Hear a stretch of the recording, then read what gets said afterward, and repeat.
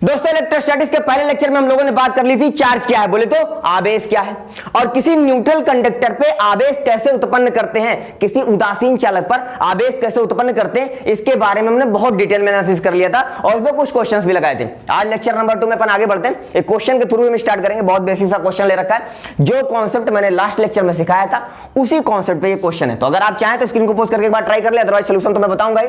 पर एक बात ध्यान से सुने, आज हम लोग क्वेश्चन बहुत ज्यादा प्रैक्टिस करने वाले, तो लेक्चर लेंदी हो सकता है। धैर्य बनाए रखें, ईमानदारी से सीखें और नोट्स भी बनाते रहें, ठीक है। वही सारी पुरानी बातें दिमाग में दोहरा लीजिए जो बार बार समझाता रहता हूं और उस हिसाब से लेक्चर को स्टार्ट करते हैं, ठीक है। चलिए देखते हैं क्वेश्चन क्या कह रहा है। सिंपल सा अपने को एक नल दे रखा है जिससे पानी गिर रहा है। क्वेश्चन चाहो तो आप लिख लो, चाहो तो डायग्राम बना लोगे तो भी काफी है ना, जैसे आपकी मर्जी। एग्जांपल अपने को दे रखा है, क्या है, एक नल दे रखा है, उसे पानी गिर रहा है। पानी समझते हो ना, H2O जल, हाँ वही गिर रहा है। तो अगर यहां से पानी गिर रहा है तो उसके पास अपन ने क्या किया, एक्सपेरिमेंट करने चले गए। अपन ने क्या किया, एक रॉड ले लिया प्लस चार्ज का और उसके पास लेके गए तो क्या देखा, अच्छा पानी पहले सीधे गिर रहा था इधर की ओर, ऐसे समझना। पहले पानी क्या हो रहा था, ऐसे सीधे गिर रहा था, पहले पानी ऐसे सीधे गिर रहा था। उसके बाद जैसे ही आपने प्लस चार्ज के पास लेके आया, पानी इसकी ओर आकर्षित हो गया। मतलब ऐसे कह सकते हो आप कि पानी इसकी ओर शिफ्ट हो गया। ये वर्ड इसके लिए सुटेबल रहेगा कि पानी रॉड की ओर खिसक गया, ऐसा गिरने लगा पानी, ठीक है। तो दूसरा क्वेश्चन कर रहा है, तो एक्सपेरिमेंट नंबर 2 करिए। ये एक्सपेरिमेंट नंबर फर्स्ट था। एक्सपेरिमेंट नंबर सेकंड में क्या किया गया, वही नल वही पानी वैसे गिरता जा रहा है, पर जहां पे प्लस रॉड ले रखा था वहां पे माइनस रॉड ले लिया। तो क्वेश्चन क्या है, पानी सीधे गिरेगा पहला ऑप्शन, पानी रॉड की ओर आएगा दूसरा ऑप्शन, पानी रॉड से दूर की ओर जाएगा तीसरा ऑप्शन। आपको ये बताना है इन तीनों में से कौन सा करेक्ट ऑप्शन है। क्लियर है। तो अगर आप चाहें तो एक बार दिमाग लगा ले, अदरवाइज मैं सोल्यूशन बता रहा हूं क्योंकि यहां पे रुक तो सकते नहीं, पर स्पीड में चलना रहेगा। देखिए इस सवाल को लगाने का तरीका क्या है, होप आपने अटेम्प्ट किया होगा क्योंकि अच्छा सवाल है, इसमें दिमाग लगाना है। गिर क्या रहा है, पानी, H2O क्या गिर रहा है, H2O गिर रहा है, वाटर गिर रहा है। और हमको पता है H2O अगर ब्रेक होगा तो किस में ब्रेक होगा, इसमें कुछ जो H2 है इसमें कुछ टूटे तो होंगे ही ना अपने आयंस में, H प्लस और OH माइनस में कुछ ना कुछ तो ब्रेक होंगे ही होंगे। मतलब एक चीज तो हमें समझ में आती है कि इस पानी में सारे के सारे नहीं लेकिन कुछ मात्रा में तो ब्रेक होंगे ही होंगे ना, H plus OH minus ion में। हाँ अगर होंगे तो इसका, क्योंकि क्या पता है हमको कि पानी है ना तो न्यूट्रल होगा ना। सुनो, प्लस को अगर टच करोगे तो भी करंट मारेगा, माइनस को टच करोगे तो भी करंट मारेगा, न्यूट्रल को टच करोगे तो करंट नहीं मारेगा। तो पानी को टच करने पे करंट नहीं मारता, मतलब न्यूट्रल है मतलब जितना उसमें प्लस है उतना उसमें माइनस है। वो कैसे पता चला, H प्लस और OH माइनस में ब्रेक होता है तो जितना प्लस होगा उतना ही माइनस होगा। एक इलेक्ट्रॉनिक तो ट्रांसफर हुआ है यहाँ से यहाँ, तभी उसमें माइनस है इसमें प्लस है, हम जानते हैं कोई नई बात नहीं है। तो इसकी ओर आकर्षित क्यों हुआ होगा जानते हो, क्योंकि इसमें प्लस और माइनस दोनों है। तो इसमें का जो प्लस था, इसमें का जो प्लस था पानी का, इधर लिखो पानी H2O, और इसमें का जो प्लस था वो क्या होगा, प्लस से रिपल करके दूसरे साइड में भाग आएगा। क्योंकि हमको तो पता है ना प्लस क्या करेगा, ये प्लस इस पानी में जो प्लस है उसको उधर भगा, प्लस मतलब H प्लस को उधर भगा देगा और माइनस को इधर खींच लेगा। तो पास में कौन, माइनस पास में, इससे अट्रैक्शन होगा और अट्रैक्शन होगा तो ये इधर की ओर खींच जाएगा। क्यों, क्योंकि प्लस माइनस पास है, जो पास है वो बल ज्यादा होगा, वो इसलिए अट्रैक्शन हो जाएगा। रिपल्सन भी हो रहा है, अट्रैक्शन भी हो रहा है, लेकिन रिपल्सन वाला दूर है, अट्रैक्शन वाला पास है, तो अट्रैक्शन तेजी से हो जाएगा और इसकी ओर खींच जाएगा। तो ये तो हमें कॉन्सेप्ट समझ में आया यहाँ पे, इसकी ओर खींचने का कारण। दूसरे केस में क्या होगा, अपने को तो पता है ना यार, पानी है उसमें प्लस और माइनस दोनों है, तो अगर प्लस रखा था तो माइनस को खींचा और अगर माइनस रख देंगे तो प्लस को खींचेगा। मतलब इसमें भी क्या होगा, पानी इधर की ओर शिफ्ट हो जाएगा। तो आप ऑप्शन को अपने लिख लीजिएगा, क्या हो जाएगा, कुछ ऐसा हो जाएगा भाई साहब, समझ रहे हैं ना। पानी इस तरीके से गिरेगा और यहाँ पे क्या जाएगा, इस साइड में plus plus plus plus plus plus plus minus minus minus minus minus minus minus. Clear है। तो हम यहाँ पे क्या बोलेंगे, पानी माइनस रॉड की ओर शिफ्ट हो जाएगा। दोनों केस में एक ही काम होगा क्योंकि प्लस और माइनस दोनों है, तो एक बार प्लस माइनस को अट्रैक्ट करेगा, एक बार माइनस प्लस को अट्रैक्ट करेगा। दोनों केसों में रिजल्टेंट क्या हो रहा है, अट्रैक्शन हो रहा है। बेटर क्लियर है, बढ़िया। एक क्वेश्चन से हमने अच्छी स्टार्टिंग की। अब हम बात करते हैं आज क्या, लास्ट लेक्चर में हमने चार्ज क्या है वो अच्छे से समझ लिया था, है ना। एक्चुअल में हमें इलेक्ट्रोस्टैटिक्स चैप्टर में चार्ज के बारे में पढ़ना है, तो चलो वहां से शुरू करते हैं जहां से बिल्कुल शुरुआत होती है, ठीक है। समझिएगा, इलेक्ट्रोडायनेमिक्स, इलेक्ट्रो बोले तो इलेक्ट्रॉन, बोले तो चार्ज, डायनेमिक्स बोले तो गतिकी। आवेश गति करता है, आवेश के बारे में एनालिसिस करना कुल मिला के, है ना। अपने को इसमें करना क्या है, स्टडी ऑफ चार्ज। ठीक है ना, मतलब आवेश के बारे में अध्ययन। हिंदी वाले हिंदी में लिख सकते हैं, इंग्लिश वाले इंग्लिश में लिख सकते हैं, टेंशन लेने की जरूरत नहीं है। दोनों बच्चों के लिए आराम से अलग अलग समझाता रहूंगा, दोनों बातों को मैं साथ में बोलूंगा। अगर आप लिखूंगा तो मैं जिस लैंग्वेज में लिखूंगा ही, लेकिन दोनों बच्चे चाहे तो आराम से नोट्स बना सकते हैं, किसी को कोई प्रॉब्लम नहीं आएगी, मेरे पे छोड़ दो, बस सीखते जाओ, ठीक है।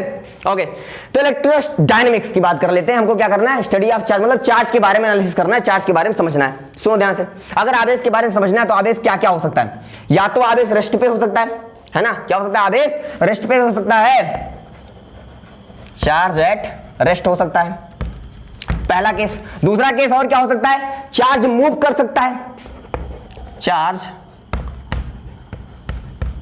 Moving with constant speed.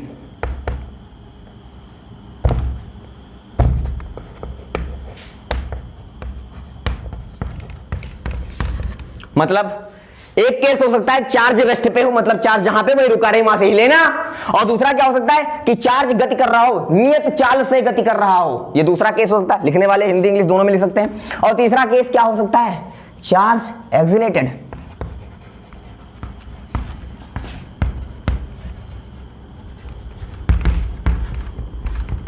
Writing मेरी अच्छी नहीं लग रही होगी पर ठीक है, समझ में तो आ ही रहा होगा। I hope. तो अब ध्यान सुनिएगा, हमको चार्ज के बारे में पढ़ना है ना, तो चार्ज क्या क्या हो सकता है, या तो रुका हो सकता है, या तो कांस्टेंट स्पीड से चल रहा हो सकता है, या तो त्वरित हो रहा होगा, मतलब उसमें एक फोर्स लग रहा होगा, फोर्स लगेगा तो एक्सीलरेशन लगेगा, force is equal to mass into acceleration, मतलब एक एक्सीलरेशन लग रहा होगा तो एक्सीलरेट कर रहा होगा।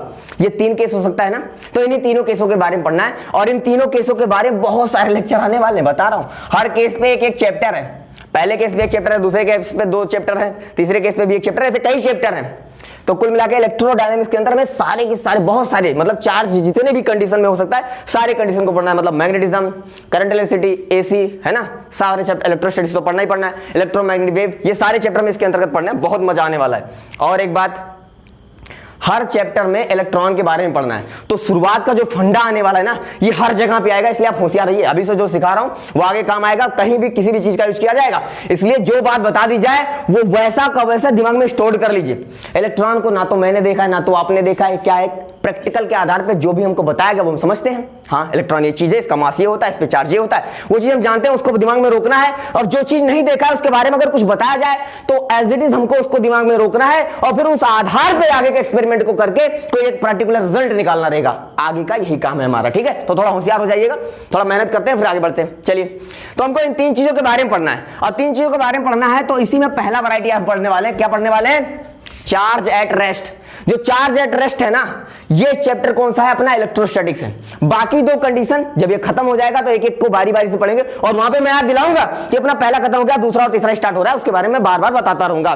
पर अब पहले की हम बात करेंगे कि जब चार्ज रुका हो तो कहां पढ़ेंगे, मतलब हमको क्या पढ़ना है, charge at rest. Charge at rest हमको पढ़ना है किसमें,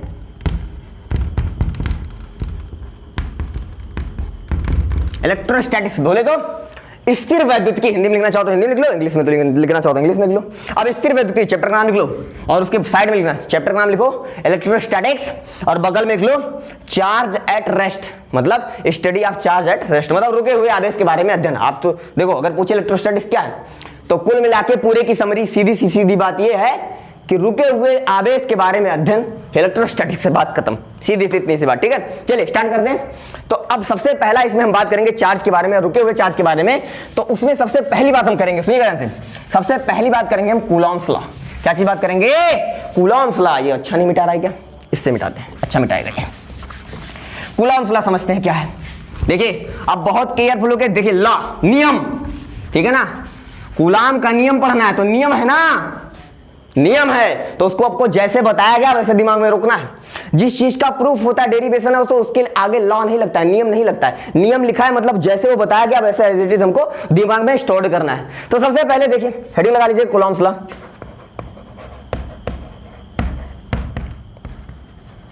अब कूलॉम्स लॉ क्या है समझिएगा, कूलाम का नियम हिंदी में लिखना चाहे तो कूलाम का नियम लिख सकते हैं। कूलाम का नियम क्या है, सबसे पहले उन्होंने बताया कि सबसे पहली बात, सबसे पहला पॉइंट, एक पॉइंट में साथ साथ लिखता चलूंगा, आज सोच के बताओ, पहले तो आप सोच के बताओ खुद ही। अगर मैं बोलूं एक प्लस चार्ज है और दूसरा भी प्लस चार्ज है, तो इन दोनों के बीच में क्या होता है, दुश्मनी होती है। हाँ जानते हो, मतलब ये इसको इधर धक्का मारेगा, इसको इधर धक्का मारेगा। मतलब अगर ये प्लस चार्ज है और ये प्लस चार्ज है, तो ये चार्ज इसको धक्का मारेगा इधर की ओर, फोर्स लगाएगा।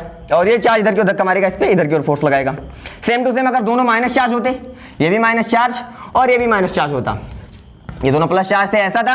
अगर ये दोनों माइनस चार्ज हो जाएं तो क्या हो जाएगा, ये हो जाएगा यहाँ पे चार्ज, यहाँ पे चार्ज, ये इसको धक्का मारेगा। मान दो, बताया था ना मैंने, सेम नेचर के साथ धक्का मारते हैं और अपोजिट नेचर के बाद अट्रैक्ट होते हैं। तो ये भी सेम नेचर का, ये इधर धक्का मारेगा और ये इधर धक्का मारेगा, मतलब इधर फोर्स लग गया F, इधर फोर्स लग गया F। अब ध्यान सुनिएगा आगे कहानी क्या है। अगर दोनों अपोजिट नेचर के हो जाए तो क्या हो जाएगा, मतलब मैं ले लूं एक प्लस का चार्ज और दूसरा ले लूं माइनस का चार्ज। यानी ध्यान से समझें, एक प्लस का ले लिया मैंने, एक माइनस का ले लिया। हम जानते हैं इन दोनों में होती है मोहब्बत, मतलब ये इसकी ओर आएगा और ये इसकी ओर आएगा, है ना। फोर्स अब ऐसे लगने वाले हैं, ये सब आप पहले से जानते हैं। एक चीज आपने नोटिस किया होगा अगर, तो आपने पकड़ा होगा कि आपने पढ़ा है Newton third law, action reaction pair, सुना है कि नहीं सुना है। अगर आप नोटिस करो तो न्यूटन थर्ड लॉ पहले बताओ क्या था, पहले बताओ न्यूटन थर्ड लॉ।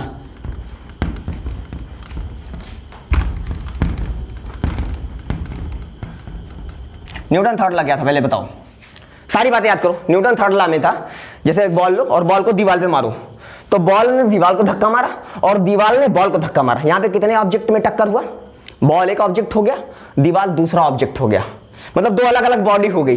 तो दो अलग अलग बॉडी में टक्कर होती है, मतलब न्यूटन थर्ड लॉ कहां पे एप्लीकेबल होगा, जहां पे दो अलग अलग बॉडी हो, ठीक है ना। टू डिफरेंट बॉडी, है ना, दो अलग अलग बॉडी बोले तो, है ना, बॉडी को बॉडी बोलेंगे और क्या बोलेंगे, है ना, ब्लॉक बोल सकते हैं।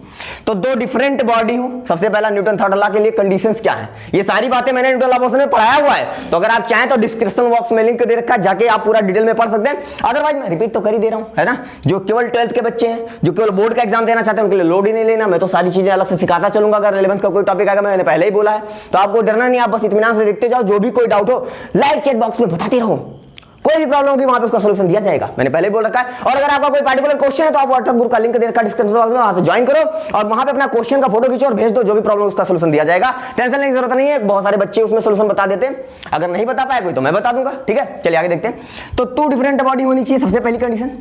याद करो याद करो, न्यूटन का थर्ड लॉ लगने के लिए क्या होना चाहिए, टू डिफरेंट बॉडी होनी चाहिए। और सुनो, बॉल ने दीवार को धक्का मारा उधर, तो क्या होता है, टक्कर खाने के बाद लौट आती है ना बॉल। इसका मतलब क्या हुआ, दीवार ने बॉल को आपको उल्टा डायरेक्शन में धक्का मारा, आपने उधर धक्का लगाया, उसने इधर धक्का लगाया, मतलब दोनों लगेंगे अपोजिट डायरेक्शन में। मतलब डायरेक्शन दोनों का क्या होगा, टू डिफरेंट बॉडी, और जो फोर्स का डायरेक्शन होगा वो क्या होगा, अपोजिट डायरेक्शन। कैसा डायरेक्शन होगा,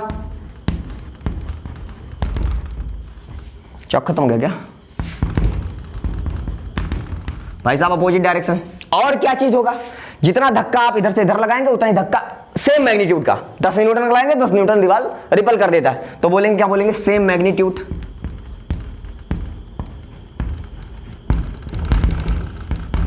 मतलब जितना बल लगाओगे उतना बल लगेगा। पहला क्या बोला मैंने, दो अलग अलग बॉडी। दूसरा क्या बोला, धक्का इधर से लगाओगे तो उल्टा लेगा, मतलब अपोजिट डायरेक्शन में। क्रिया प्रतिक्रिया, अगर आप एक्शन करोगे तो रिएक्शन करेगा। समझ में आ रहा है ना। तो इसे बोलते हैं Newton third law, action reaction pair. इस पूरे रिजल्ट को क्या बोलते हैं, एक्शन रिएक्शन पेयर, ठीक है ना, पेयर्स कह दो, पेयर कह दो। ये होता है अपना, ये तीनों कंडीशंस को जो फॉलो करता है वहीं पे अपना न्यूटन का थर्ड लॉ लग रहा होता है, एक्शन रिएक्शन पेयर बन रहा होता है। तो अगर आप यहां पे नोटिस करो, ध्यान से सोचो, तो देखिए पहले सुनिए, पहले एक एक बात बारी बारी से हम करेंगे।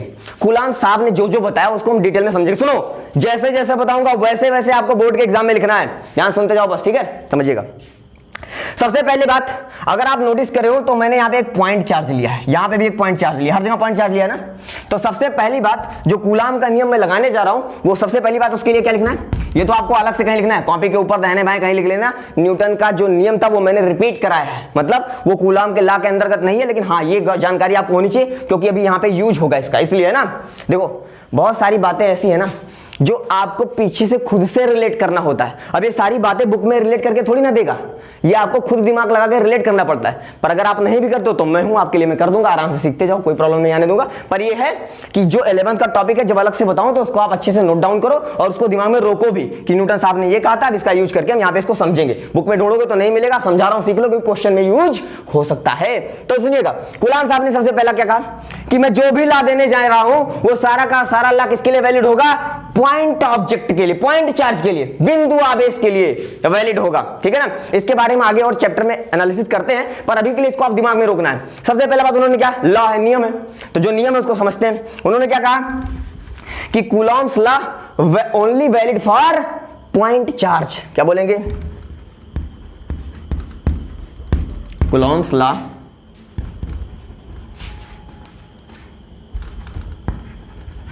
ओनली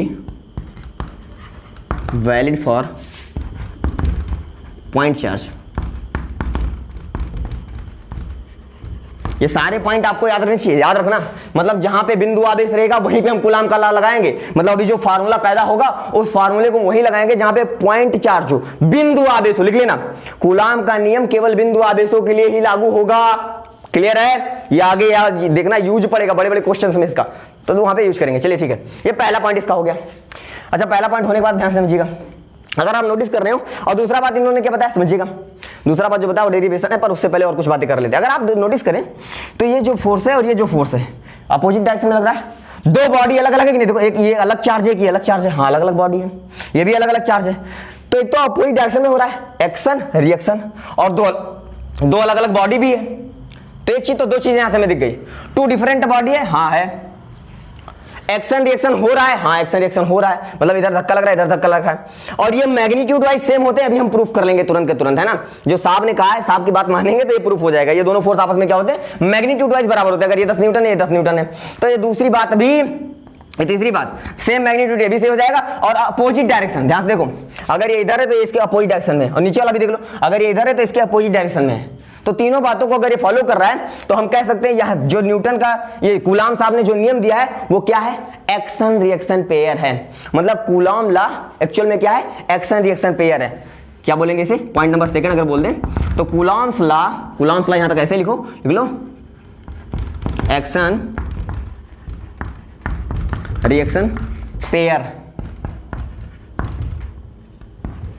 ठीक है ना, ये क्या बना रहा है, coulombs law action reaction pair बना रहा है। ये बात इसमें लिख लीजिएगा। ठीक है, ये दो पॉइंट्स हो गए। पहला पॉइंट मैंने क्या बताया, देखो ये सारी बातें अगर ये आपको नहीं पता होता तो ये कैसे बता पाते, और ये आपको तब पता होगा जब आपको न्यूटन का थर्ड लॉ पता रहेगा, तभी आप इसके बारे में बता सकते हो। ये सब बातें ध्यान देनी पड़ती है दोस्त, केयरफुल रहिए। बहुत छोटी छोटी बातों को हम ध्यानपूर्वक देखेंगे, उससे बड़े बड़े क्वेश्चन सॉल्व करेंगे, होशियार हो। तो पहली बात हमने सीख ली है कि पॉइंट याद रहना चाहिए, सारी बातें पॉइंट चार्ज के लिए ही वैलिड होगा। और दूसरी बात बोलेंगे, एक्शन रिएक्शन पेयर बन रहा है, देख लो एक्शन रिएक्शन हो रहा है ना, हाँ सारे इन तीनों नियम को फॉलो कर रहा है, मतलब एक्शन रिएक्शन पेयर बना रहा है। ये दो बातों को हमने नोटिस किया। अब फिर इसको आराम से स्क्रीन को पोस्ट करके कॉपी करो, मैं थोड़ा सा मिटाऊंगा, फिर इसके आगे समझाऊंगा। ये बातों में मिटाऊंगा, इधर का ऐसे रहने दूंगा, क्योंकि ये पॉइंट्स है ना, पॉइंट तो आप लिख लो पहले, देन उसके बाद ये बनाना। ठीक है, मिटा रहा हूं इसको। नोट्स बनाने में लापरवाही नहीं होनी चाहिए। आप चाहो तो पहले एक बार अच्छे से पूरा लेक्चर देख लो, उसके बाद नोट्स बनाना। सुन लो, जहां पे कॉन्सेप्ट है वहां पे मैं स्लो चलूंगा, और जब क्वेश्चन एक आध दो लगाना सिखा दूंगा, फिर उसके बाद स्पीड भगाऊंगा। देखो हर चीज का क्या होता है ना, सीक्वेंस होता है, कहीं पे अपने को स्पीड स्लो करनी होती है, कहीं फास्ट करनी होती, तो उस हिसाब से मैं मैनेज करके चलूंगा, ताकि आपको छोटी छोटी बातें अच्छे समझ में आए। ठीक है, तो थोड़ा होशियार रहिएगा। चलिए, दो पॉइंट्स हो गए, तो अब तीसरी पॉइंट में सुनिएगा। इन्होंने बताया कि ये दोनों फोर्स आपस में बराबर होंगे। अगर मैं बोलूं F1 इसे बोलूं, अगर इसे मैं बोलूं F2 बोलूं, तो बोलूंगा क्या कि ये जो F1 का मैग्नीट्यूड है, मैग्नीट्यूड समझते हो ना, मॉड लगा दो तो मैग्नीट्यूड हो जाता है, परिमाण, वेक्टर में बोलते नहीं परिमाण, अभी इसकी वेक्टर की बात करूंगा, पर थोड़ा भी लिख लो। जो F1 है और जो F2 है, ये दोनों मैग्नीट्यूड दोनों के क्या होंगे, बराबर होंगे। डायरेक्शन है तो वेक्टर फॉर्म में भी लिख सकते हैं, कोई दिक्कत नहीं है, क्योंकि बल है तो बल सदिश होता है, तो वेक्टर फॉर्म में भी लिखा जा सकता है। तो दोनों के मैग्नीट्यूड बराबर होते हैं। अगर उससे मैं बोल दूं F है, मैग्नीट्यूड F है, तो जो ये F है ना, थर्ड पॉइंट में लिखिएगा, ये जो F है ना, वो बेसिकली क्या होता है, इन दोनों चार्ज पे, इसे अगर मैं Q1 बोल दूं, इसे Q2 बोल दूं, तो इन दोनों चार्ज पे डिपेंड करता है। मतलब अगर इस चार्ज को बढ़ाऊंगा, इस चार्ज की वैल्यू धीरे धीरे बढ़ाते जाओ, 1 कूलाम 2 कूलाम 10 कूलाम 15 कूलाम, जैसे जैसे बढ़ाते जाओगे वैसे वैसे ये बल बढ़ेगा। जैसे जैसे इस आवेश को बढ़ाएंगे वैसे उस पे धक्का ज्यादा लगेगा। मतलब हम कह सकते हैं डायरेक्टली प्रोपोर्शनल Q1। ये जो बल है ना, ये बल इस आवेश पे निर्भर करता है, और कैसे, समानुपाती। आवेश बढ़ाने पे, समानुपाती का मतलब जैसे जैसे ये बढ़ेगा वैसे वैसे ये बढ़ेगा, सेम टू सेम। और क्या, ये जो बल है ना, वो जैसे Q1 पे निर्भर करता है वैसे Q2 पे निर्भर करता है। मतलब अगर Q2 को बढ़ाएंगे तो भी बल बढ़ेगा। और सुनो, इन दोनों के बीच की दूरी अगर मैं बोल दूं R है, इन दोनों के बीच की दूरी अगर मैं बोल दूं R है, तो ये होता जो हमारा बल है, ये होता 1/r² के, मतलब बोले तो R² के इनवर्सली प्रोपोर्शनल है, व्युत्क्रमानुपाती है। ठीक है, ये 3 बातें इन्होंने बताई और फिर इन 3 बातों को मिला के जो इन्होंने रिजल्ट बनाया वो क्या बनाया, एफ डायरेक्टली प्रोपोर्शनल। देखो Q1 और Q2 क्या ऊपर है और R नीचे, तो लिखेंगे Q1 Q2 upon R square, बनेगा ना, हाँ बनेगा। नीचे के 2 पॉइंट्स को मैं मिटाऊंगा फिर आगे बढ़ाऊंगा। 2 पॉइंट मैंने लिखवा दिया, एक्शन एक्शन पेयर है जो भी कुछ करके है ना वो लिख लिया अपन ने। ये सब आगे बातें लिखे रहिएगा दोस्त, है ना, आगे काम आएंगे बड़े बड़े सवालों में, बस रेडी रहिए इन सब चीजों को लेके। तो अगर मैं इसको थोड़ा सा और रीडिफाइन करूं तो लिखूंगा F इज इक्वल टू, थोड़ा रिसेट कर लेते हैं। देखिए फिजिक्स हो, केमिस्ट्री हो, मैथमेटिक्स हो, अगर कहीं भी समानुपाती का चिन्ह, इसे बोलते हैं हिंदी में समानुपाती, इंग्लिश में डायरेक्टली प्रोपोर्शनल, जो भी आप बोलो चलेगा, है ना। तो इस साइन को जब इसको इक्वल में चेंज करते हैं, डायरेक्टली प्रोपोर्शनल के साइन को इक्वल में चेंज करते हैं, तो इसके साथ में एक कांस्टेंट लिखते हैं, एक नियतांक लिखते हैं। तो यहां पे इस नियतांक को K से लिखा जाता है, ठीक है ना, K Q1 Q2 upon R square. तो न्यूटन साहब ने बताया, सॉरी कूलाम साहब ने क्या बताया कि जो K है ना, इस K की वैल्यू क्या होती है 1/4 पाई एप्सिलॉन नॉट, या अगर इसको वैल्यू पुट करके सॉल्व कर लो, एप्सिलॉन नॉट की वैल्यू पुट करके सॉल्व कर लो तो ये फाइनली सॉल्व होके आता है 9 × 10⁹, सुनते जाइएगा, 9 × 10⁹। अब K की यूनिट, इसके आगे यूनिट भी तो लिखनी पड़ेगी, हमको पता है बल की यूनिट क्या होती है, न्यूटन होती है। तो अगर यूनिट की बात कर ले, यहीं पे यूनिट की बात कर ले रहा हूं, अरे यार चाव बहुत टूट रहा है। अगर यहीं पे मैं यूनिट की बात करूं, सुनना, बल की यूनिट न्यूटन, लिखते हैं समझते हैं, रटना नहीं, कुछ भी रटना नहीं है, न्यूटन के हमें पता करना नहीं मालूम है। चार्ज Q1 और Q2, इसका भी कूलाम होगा, इसका भी कूलाम होगा, तो कूलाम इंटू कूलाम क्या हो जाएगा, कूलाम स्क्वायर हो जाएगा, अपान नीचे मीटर मतलब दूरी, R क्या दूरी है, दूरी का यूनिट क्या होता है, मीटर होता है, तो मीटर का स्क्वायर हो जाएगा, नीचे मीटर स्क्वायर बन जाएगा। इसको इधर ले आओ, इसको इधर ले आओ, तो K की यूनिट क्या बन जाएगी हमारी, इधर आ जाएगा न्यूटन, मीटर ऊपर आ जाएगा, मल्टीप्लाई में metre square upon coulomb square, ये K की यूनिट आ गई। मैंने K की यूनिट के बारे में बता दिया, तो मतलब हम यहाँ पीछे लिख सकते हैं newton metre square upon coulomb square. I hope समझ में आया होगा इसकी यूनिट बहुत आसानी से। ऐसे आप किसी भी अगर फार्मूला आपको मालूम है तो उसको यूनिट आप निकाल सकते हो खुद से, ठीक है, टेंशन की जरूरत नहीं है। और एक चीज और सुनो, अगर आपने नोटिस किया हो तो ये एप्सिलॉन क्या है, परमिटिविटी या फ्री स्पेस, निर्वात या वायु की वैद्युशीलता, इसे आप खुद लिखेंगे, जगह नहीं यहां लिखने के लिए, मैं मुंह से बोल रहा हूं। इसे एप्सिलॉन क्या बोलते हैं, परमिटिविटी या फ्री स्पेस की वैल्यू क्या होती है वो लिख दे रहा हूं मैं। इसकी वैल्यू होती है 8.85 × 10⁻12। इसकी यूनिट क्या होगी सोचो। अब ये इसकी तो यूनिट हमने लिख ली, K की यूनिट, है ना, हमने यूनिट किसकी लिखी, K की। अब जरा बताओ इसकी यूनिट क्या होगी, इसकी भी यूनिट बता दो, सोचो ना यार। कांस्टेंट की तो कोई यूनिट नहीं होती, 4 पाई है, कांस्टेंट इसकी कोई यूनिट नहीं है, तो ये एप्सिलॉन इधर डिवाइड में इधर मल्टीप्लाई में आ जाएगा, आएगा, हाँ आएगा, और K इधर मल्टीप्लाई में इधर डिवाइड में चला जाएगा, हाँ जाएगा। मतलब जो K की यूनिट है अगर उसको मैं नीचे लिख दूं या ऐसे कर देता हूं, मैं निकाल ही देता हूं, ज्यादा अच्छा रहेगा ना। सुनो ध्यान से, अगर मैं एप्सिलॉन नॉट को इधर ले आऊं तो अगर आप नोटिस करेंगे, या एक काम करो इसे पलट दो, अगर इसे पलटोगे तो ये भी पलट जाएगा, तो ये एप्सिलॉन ऊपर आ जाएगा, तो 4 पाई एप्सिलॉन बन जाएगा। 4 पाई तो कांस्टेंट, उसका कोई मतलब नहीं है, तो ये एप्सिलॉन किसके बराबर आएगा, इसे पलटो, कूलाम ऊपर आ जाएगा, न्यूटन मीटर स्क्वायर नीचे चला जाएगा, मतलब ये हो जाएगा coulomb square upon newton metre square. समझ में आया कि नहीं आया, ये इसकी यूनिट हो जाएगी। तो ये सारी यूनिट भी आपको याद होनी चाहिए। इसे क्या बोलते हैं, परमिटिविटी या फ्री स्पेस, निर्वात या वायु की वैद्युशीलता। अब अगर आप नोटिस किए हो तो ये जो फार्मूला बना हमारा, ये कहां पे एप्लीकेबल है, ये कहां पे एप्लीकेबल है, ये एप्लीकेबल है केवल और केवल निर्वात और वायु के लिए, क्योंकि यहां पे जो एप्सिलॉन नॉट लगा हुआ है ना, ये निर्वात और वायु में ही यूज होगा। तो बाकी जगह के लिए क्या होगा, बाकी जगह के लिए और कंडीशंस होती है, उसके बारे में भी आगे इसी चैप्टर में पढ़ना है, बस थोड़ी देर बाद पढ़ना है। तो लेकिन उसके बारे में थोड़ा सा लिखेंगे जरूर। मैं इधर का मिटा रहा हूं, इसको आप स्क्रीन पोस्ट करके लिखेंगे, मैं इधर का थोड़ा सा मिटा के आगे बात बनाता हूं। देखो नोट्स बनाने में लापरवाही नहीं होनी चाहिए, ध्यान देना, ये सारी बातें आप सीक्वेंस से लिखते चले जाना। सुनो, हमने एक बल निकाला, F की वैल्यू निकाल ली, कितना चौक टूट रहा है यार। F की वैल्यू हमने निकाल ली, क्या निकाल ली, K Q1 Q2 upon R square, K Q1 Q2 upon R square, ये हमने फार्मूला निकाल लिया है। और K की वैल्यू हम जान चुके हैं, वो सारी बातें आप वहां पे लिख लोगे, और उसकी यूनिट भी मैंने लिख दी, उसका कोई बवाल नहीं। ये फार्मूला हमने निकाल लिया। अगर आपने नोटिस किया हो तो यहाँ पे एप्सिलॉन नॉट के बारे में मैंने बताया, निर्वात और वायु में लगेगा। तो इसका मतलब तो एक बात हमें समझ में आ गया कि ये जो बल लग रहा है, ये जो इंटरेक्शन फोर्स लग रहा है दोनों के बीच में, आकर्षण या प्रतिकर्षण जो भी बोलो, उसे इंटरेक्शन कह सकते हैं। इंटरेक्शन मतलब आकर्षण और प्रतिकर्षण को दोनों एक साथ बोलने का इंटरेक्शन बोल सकते हैं, ऐसा बोल सकते हैं, ठीक है। मतलब आप ऐसा बोल दो, ये जो इलेक्ट्रोस्टैटिक फोर्स लग रहा है ना, ये लाइन लिखोगे आप, है ना, इलेक्ट्रोस्टैटिक फोर्स जो लग रहा है ये एक्चुअल में मीडियम पे भी डिपेंड करता है। दो आवेशों के बीच में इलेक्ट्रोस्टैटिक फोर्स मीडियम पे डिपेंड करता है, मीडियम पे डिपेंड करता है जिसमें वो उपस्थित है। क्लियर है ये बात? चाहे तो आप कहीं पे मैं बोल रहा हूं लिख लो, जल्दी लिखो। चलो क्या लिखेंगे? लिखेगा electrostatics force between two charge depend on medium. मैं लिख दूं क्या? लिख देता हूं, इसको मिटाऊंगा तभी लिख पाऊंगा दोस्त। चलो लिख देता हूं मैं। ओके लिखते हैं जल्दी लिखते हैं। थ्योरी पार्ट में अपन भागेंगे नहीं, आराम से सीखेंगे, उसके बाद सवाल तो मन लगा के लगाना ही है ना। देखिए क्या कह रहे हैं, लिखिएगा अगला पॉइंट। तो 2 पॉइंट होता ना शायद, हाँ तीसरा पॉइंट लिखेंगे।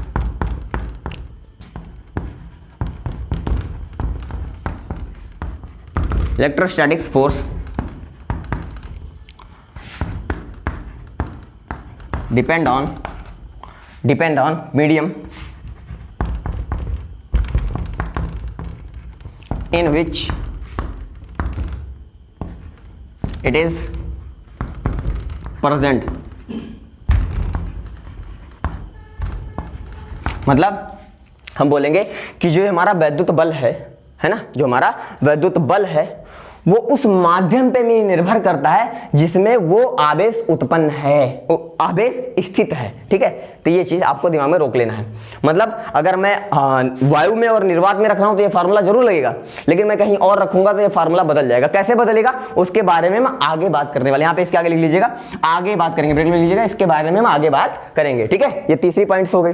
अब एक बात तो हमें समझ में आ गई कि ये जो फोर्स लग रहा है फिजिकल टू के Q1 Q2, अगर मैं इस आवेश को बनाऊं, ध्यान समझिएगा, अगर मैं इस आवेश को बनाऊं, दोनों आवेशों को प्यार से बनाया, बीच की दूरी r है, तो हमने क्या देखा था, ये जो बल इस पे लगाता है इधर की ओर और ये जो बल इस पे लगाता है इधर की ओर। तो अगर नोटिस करें आप, तो ये अगर इस लाइन को इन दोनों को मिला दूं तो ये जो फोर्स लगा, ये फोर्स क्या हमारा इसी लाइन पे है?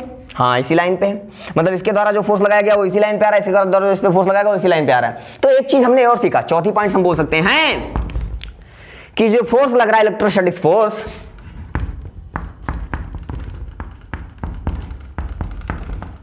Electrostatics force is always act on the line joining, act on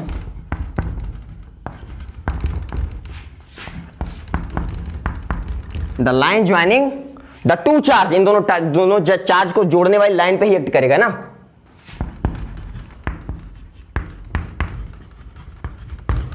मतलब समझते हैं इस चीज को, ये जो दोनों आवेश हैं, इन दोनों आवेशों को जोड़ने वाली जो लाइन होगी, बल हमेशा इलेक्ट्रोस्टैटिक्स जो फोर्स लग रहा है वो हमेशा इसी लाइन पे ही लागू होगा।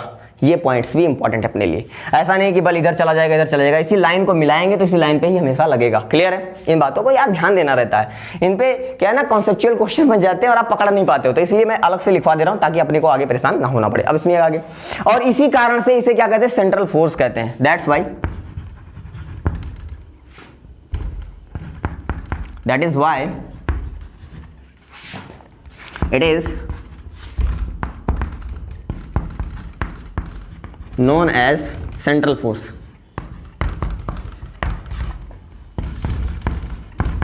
इसी कारण से इसे सेंट्रल फोर्स कहते हैं। मतलब कि अगर यहां पे मैं एक आवेश रखूं, यहां पे एक आवेश रखूं मैं Q, एक गोला आवेश रखूं Q, गोला है ना, गोले का कोई सेंटर होगा, और बहुत दूर लेके जाके एक और गोला आवेश रख दूं। बहुत दूर मैंने क्यों बोला?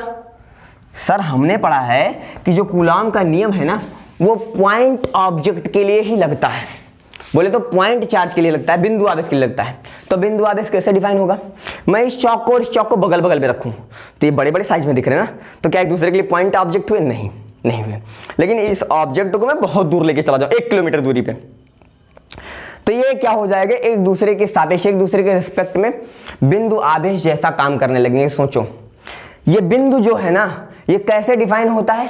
ये दूरी के आधार पर डिफाइन होता है।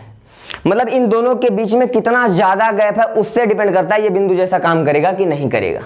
जैसे अब सूर्य और चंद्रमा की बात की जाए तो इन दोनों के बीच की दूरी बहुत बड़ी है ना, दूरी भी बहुत बड़ी है, इनके आकार से बहुत बड़ी है। अगर इनके आकार से बहुत बड़ी है तो धरती और चंद्रमा, बोले तो मून और अर्थ को एक दूसरे के लिए पॉइंट ऑब्जेक्ट मान सकते हैं। बात समझ में आ रही कि नहीं आ रही है? तो यही चीज मैं बताना चाह रहा हूं कि पास में है तो ये बड़े बड़े हैं। देखो धरती बहुत बड़ी है, लेकिन अगर धरती और चंद्रमा के बीच कंपैरिजन किया जाए तो दूरी इनके बीच में बहुत ज्यादा है ना, इसलिए इन दोनों को एक दूसरे के सापेक्ष, धरती और चंद्रमा को एक दूसरे के सापेक्ष बिंदु आवेश या बिंदु ऑब्जेक्ट, पॉइंट ऑब्जेक्ट माना जा सकता है। ठीक है, बिंदु जैसा वस्तु माना जा सकता है इतना बड़ा होने के बाद भी। तो वही चीज है, अगर बीच का गैप बहुत बढ़ा दिया जाए तो एक बड़ा सा ऑब्जेक्ट भी बिंदु ऑब्जेक्ट जैसा काम करेगा, ठीक है ना, पॉइंट ऑब्जेक्ट जैसा काम करेगा। तो वही चीज यहाँ पे बता रहा हूं मैं, ये दो ऑब्जेक्ट हैं, बहुत बड़े बड़े हैं आकार में, लेकिन मैंने इनको बहुत दूर रख दिया, तो एक बिंदु आवेश जैसा काम करेंगे। तो अगर मैं बोल दूं ये प्लस क्यू चार्ज है, इस पे फैला हुआ है और इस पे भी प्लस क्यू चार्ज फैला हुआ है, तो क्या करेगा, ये क्या करेगा, इसको धक्का मारेगा, धक्का किधर मारेगा, इधर की ओर मारेगा, समझ रहे हैं ना, मतलब ये बंदा इसको इधर की ओर धक्का मारेगा, कहां की ओर लगा रहा है, उसके केंद्र की ओर लगा रहा है, और ये बंदा इसको इधर धक्का मारेगा, ये भी इसके केंद्र की ओर लगा रहा है, मतलब दूर भगाएंगे एक दूसरे को। मतलब ये जो फोर्स लग रहा है ना, ये सेंट्रल फोर्स है, समझ में आ रहा है ना। इस बात को समझाने का सबसे बेस्ट ऑप्शन नहीं था, इसलिए मैंने ऐसे समझाया। तो अगर आप चाहो तो ये डायग्राम बना सकते हो, इसके बीच में लिख लेना दूरी इसके ऑब्जेक्ट से बहुत ज्यादा बड़ी है, ऑब्जेक्ट के साइज से बहुत ज्यादा बड़ी है, तो उस केस में हम ये बिंदु आवेश हो जाएंगे। और ये जो बल लग रहा है ना, ये केंद्र की ओर लगता है, इसीलिए इसको क्या बोलते हैं, सेंट्रल फोर्स भी कहते हैं। ऑलवेज देखो इसी लाइन पे लगता है ना, तो लाइन पे लगता है, तो लाइन पे लगता है, इन दोनों को मिलाया मैंने, केंद्र से केंद्र को मिलाया, लाइन रेडी है, तो जो बल लगेगा इसी लाइन पे लगेगा ना, मतलब केंद्र पे लगेगा, इसी लाइन पे लगेगा ना, मतलब केंद्र पे लगेगा, तो इसीलिए इसको सेंट्रल फोर्स भी कहते हैं कि सेंटर की ओर हमेशा लगेगा, ठीक है ना, बात समझ में आई होगी आई होप। और इसके नीचे एक लाइन लिख लीजिएगा, इसे कंजर्वेटिव फोर्स भी कहते हैं, इसे कंजर्वेटिव फोर्स, चौथा पॉइंट हो गया, पांचों पॉइंट में लीजिए, इसे कंजर्वेटिव फोर्स, संरक्षी बल भी कहते हैं। अब इसके बारे में इसी चैप्टर में हमें और आगे पढ़ना है, कंजर्वेटिव फोर्स क्या है, इससे क्या फायदा होगा, सब कुछ हमें समझना है। तो जहां पे जब आएगा तो वहां पे लिखेंगे इसके बारे में, वहां पे समझेंगे भी, बट अभी आप लिख लीजिए क्योंकि आगे इसके बारे में बात करने वाले हैं, ठीक है। कुछ चीजों के बारे में डायरेक्ट बात की तुरंत, और लेकिन एक बात सुनना, जितने पॉइंट्स मैं लिखा रहा हूं इसके बारे में बहुत डिटेल में हम बात करेंगे, गारंटी हर चीज पे बहुत अच्छे से, तो इसलिए आप लिख के रेडी रहो, एक एक चीज को हम अच्छे से अलग अलग क्लियर करेंगे। तो आई होप कोलॉम का नियम आपको समझ में आया होगा, उसमें के क्या है, Q1 Q2 क्या है, आर क्या है, सारी बातें आपको अच्छे समझ में आई होंगी, ठीक है ना। अब हम इसके क्वेश्चंस लगाना स्टार्ट करते हैं, इसको मिटाऊंगा तो इन क्वेश्चन लगाना स्टार्ट करेंगे। क्यों, छोटा सा था ना जो पढ़े थे बुक में, ये बराबर के Q1 Q2 upon R square, खेल खत्म। ये इतनी बातें कहां से इसमें आ गई, इस तरह साला दिमाग खराब कर दिया दोस्त। ये इतनी बातें इसलिए आई है ना ताकि कैसा भी क्वेश्चन आए आप उससे डील कर पाओ, इतना ज्यादा मैंने इसलिए बताया है। तो ये सारी बातें लिख के अच्छे से रेडी रखना, ठीक है ना। चलिए आगे देखते हैं, अब क्वेश्चन की बात करनी है। देखो सुनो, क्वेश्चन अभी इसका करेंगे तो हमने नोटिस किया कि जो हमारा फोर्स है वो क्या होता है, वेक्टर क्वांटिटी, सदिश है ना, सदिश राशि होता है। अगर सदिश राशि उसमें दिशा भी होगा और परिमाण भी होगा, मतलब डायरेक्शन भी होगा और मैग्नीट्यूड भी होगा। तो यार हम एक काम करते हैं, तो वेक्टर का उतना पार्ट जल्दी जल्दी से पढ़ लेते हैं 5 मिनट में, जो कि आगे यूज होने वाला सवालों में, ताकि हम सवाल के लिए एकदम मजबूत रहे। जल्दी लिखिएगा, बेसिक वेक्टर है ना, basic of vector, basic of vector की बात कर लेते हैं जल्दी जल्दी से। तो सुनो, पहली बात, सबसे पहली बात, अगर कोई वेक्टर क्वांटिटी लिखा है इसका मतलब उसमें क्या क्या है, एक तो उसमें मैग्नीट्यूड है, मैं जल्दी जल्दी बोलूंगा, जिसने वेक्टर पहले से लिखा हुआ होगा उसको सारी बातें फटाफट समझ में आएगी, और जिसने नहीं लिखा हुआ होगा, जिसने नहीं पढ़ा होगा, पहली बार पढ़ रहा होगा, उसको ये सारी बातें अपने आप जल्दी जल्दी से लिख भी सकते हो आप साथ में, और याद भी रखना है। जल्दी रिपीट कर रहा हूं, एक सदिश को उसके परिमाण और उसके दिशा में ब्रेक किया जाता है। ये क्या है, इसका परिमाण बोले तो मैग्नीट्यूड,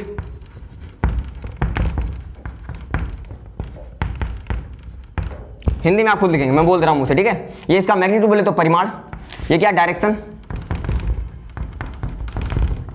मतलब ए पे कैप लगा दिया जाए तो डायरेक्शन होता है, उस पे ऐसे मॉड लगा दे तो मैग्नीट्यूड होता है, और ये तो हमारा वेक्टर है ये, ठीक है ना। तो एक वेक्टर को ऐसे लिखा था, वेक्टर बराबर परिमाण और दिशा का। देखो बहुत ज्यादा डिटेल में नहीं बताने जा रहा हूं, लेकिन वो चीजें बताऊंगा जहां अपने काम आने वाली है, ठीक है। ये पहला पॉइंट। दूसरा पॉइंट आपको क्या देखना है कि अगर एक पॉइंट है, पॉइंट तो पॉइंट को हम कैसे लिखते हैं, ए कामा बी कामा सी के रूप में लिखते हैं, हाँ लिखते हैं। तो अगर ए कामा बी कामा सी के रूप में लिखते हैं तो हमारा ये एक्स एक्सिस हो गया, ये वाई एक्सिस हो गया, और ये जेड एक्सिस हो गया। तो अगर मैं कहीं हवा में आएगा ए कामा बी कामा सी ना, तो यहाँ पे बना रहा हूँ, ऐसे बनाना पड़ेगा, और क्या कर सकते हैं। ये हो गया हमारा ए कामा बी कामा सी। तो ये पॉइंट जो अगर मैं ए बोलूँ, इस पॉइंट ए का जो कोऑर्डिनेट है ए कामा बी कामा सी है, सी लिखो यार, क्या लिख रहे हो, ध्यान नहीं देते आप लोग। ये ए जो लिखा है ए कामा बी कामा सी लिखा हुआ है। तो अगर मैं बताऊँ, बात करेंगे हम पोजीशन वेक्टर, पोजीशन वेक्टर की बात कर लेते हैं। तो पोजीशन वेक्टर एक्चुअल में होता क्या जानते हो, अगर आप ओरिजिन से, ये सब आप देखो, जिन बच्चे पहली पढ़ रहे हैं ना, पहली बार पढ़ रहे हैं, वो ये सारी बातें लिख लेंगे और याद कर लेंगे, इतने से ज्यादा कहीं नहीं आने वाला है, मेरी जिम्मेदारी है, आप इतना रेडी कर लो, सब आ जाएगा। मूल बिंदु से इसकी ओर ऐसे बढ़ो, तो ये जो सदिश बना ना, इसी को पॉइंट ए का पोजीशन वेक्टर कहते हैं, स्थितिज सदिश कहते हैं, और उसे ए वेक्टर से रिप्रेजेंट करते हैं। समझ में आया कि नहीं है। और इसे लिखते कैसे हैं, अगर ए वेक्टर को लिखना है तो लिख कैसे सकते हैं हम, इस point A comma B comma सी का हम पोजीशन वेक्टर लिखने जा रहे हैं, तो उसे हम ए वेक्टर से लिखेंगे कैसे, A I cap plus B J cap plus C K cap के रूप में लिखते हैं। क्लियर है। और यहां से यहां तक की ये लंबाई है, लंबाई जिसे मैग्नीट्यूड कहते हैं, ये तो क्या हो गया हमारा, ये वेक्टर हो गया, ये हो गया हमारा वेक्टर। अगर मैं बात करूं इसके मैग्नीट्यूड की, किसकी बात कर लूं, मैग्नीट्यूड की, ध्यान से देखो, वेक्टर ये ऐसे लिखेंगे वेक्टर को, मैग्नीट्यूड, तो उसका मैग्नीट्यूड हम लिखने जा रहे हैं, कैसे लिखेंगे सुनो, वेक्टर में पता चल गया, उसका मैग्नीट्यूड निकालने के लिए हम i के साथ जो है उसका स्क्वायर कर लेंगे, वैसे j के साथ जो है उसका स्क्वायर कर लेंगे, वैसे k के साथ जो है उसका स्क्वायर कर लेंगे और रूट निकाल देंगे। तो यहां से यहां तक की लंबाई आ गई। सोचो ना यार, ये 0,0,0 है, हाँ है, तो दो बिंदुओं के मध्य दूरी का फार्मूला लगाओगे तो ये बनेगा ना a-0 का whole square a square, b-0 का होल स्क्वायर b स्क्वायर हो जाएगा, c-0 का होल स्क्वायर c स्क्वायर हो जाएगा। दो बिंदुओं के मध्य दूरी का फार्मूला है ना, तो एक्चुअल में क्या है, यहां से यहां तक की लंबाई है। तो मैग्नीट्यूड क्या है, परिमाण क्या है, ये दो बिंदुओं के मध्य की लंबाई है एक्चुअल में, है ना, कह सकते हैं ये क्या हमारा मैग्नीट्यूड बोलो, चाहे परिमाण बोलो, चाहे लंबाई बोलो, तो मैं लंबाई बोल दे रहा हूं, ज्यादा सुटेबल रहेगा क्योंकि लंबाई से फीलिंग अच्छी आएगी। अब डायरेक्शन की बात कर लेते हैं, भी लगे हाथ।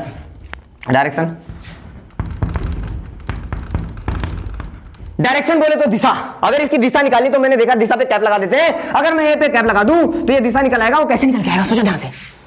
अगर दिशा निकालना चाहता हूं तो वेक्टर ऐसे रहने दो, इसको नीचे ले आओ, तो दिशा बराबर क्या हो जाएगा, वेक्टर को ऐसे रहने दो और इसके ले आओ नीचे, मैग्नीट्यूड को नीचे ले आओ, वेक्टर के नीचे एक मैग्नीट्यूड के लेके आओ, दिशा आ जाएगी। तो वेक्टर हमने निकाल लिया, देखो A I cap plus B J cap plus C K cap, और अगर उसके नीचे मैं मैग्नीट्यूड ले आऊँ under root A square plus B square plus C square, तो हमारा क्या आ गया, केवल को केवल दिशा निकल आई। तो अगर दिशा निकालनी हो तो ऐसे निकाल पाएंगे। तो हमने वेक्टर भी लिखना सीख लिया, मैग्नीट्यूड भी लिखना सीख लिया और दिशा भी लिखना सीख लिया। क्लियर है। अगला पॉइंट, तीसरा पॉइंट क्या हो जाएगा, सुनिएगा, अगर ऐसे आपको दे दिया जाए ये हमारा एक्स एक्सिस और ये वाई एक्सिस और यहाँ पे कोई फोर्स दे दिया जाए, हालांकि इन सब चीजों को मैं प्रूफ वेक्टर में सिखा चुका हूं, तो अगर चाहे तो वेक्टर का एक लेक्चर पढ़ा हुआ उसको जाके इत्मीनान से आप देख के सारी ये सब बेसिक बातें अच्छे से समझ सकते हैं वहां से। पर जिन बच्चों को बिल्कुल नहीं आता उनके जल्दी जल्दी बता दूं, है ना, लोड ना रहे उनके ऊपर। तो अगर ये फोर्स है एफ और यहाँ पे एंगल बन रहा है थीटा, तो जब इसका इधर की ओर घटक लेते, कंपोनेंट लेते हैं ना, तो इधर की ओर घटक क्या आता है, जिन बच्चों ने पढ़ा है उनको आ रहा हुआ क्या आता है, इधर एफ कॉस थीटा, और इधर की ओर क्या आता है, एफ साइन थीटा।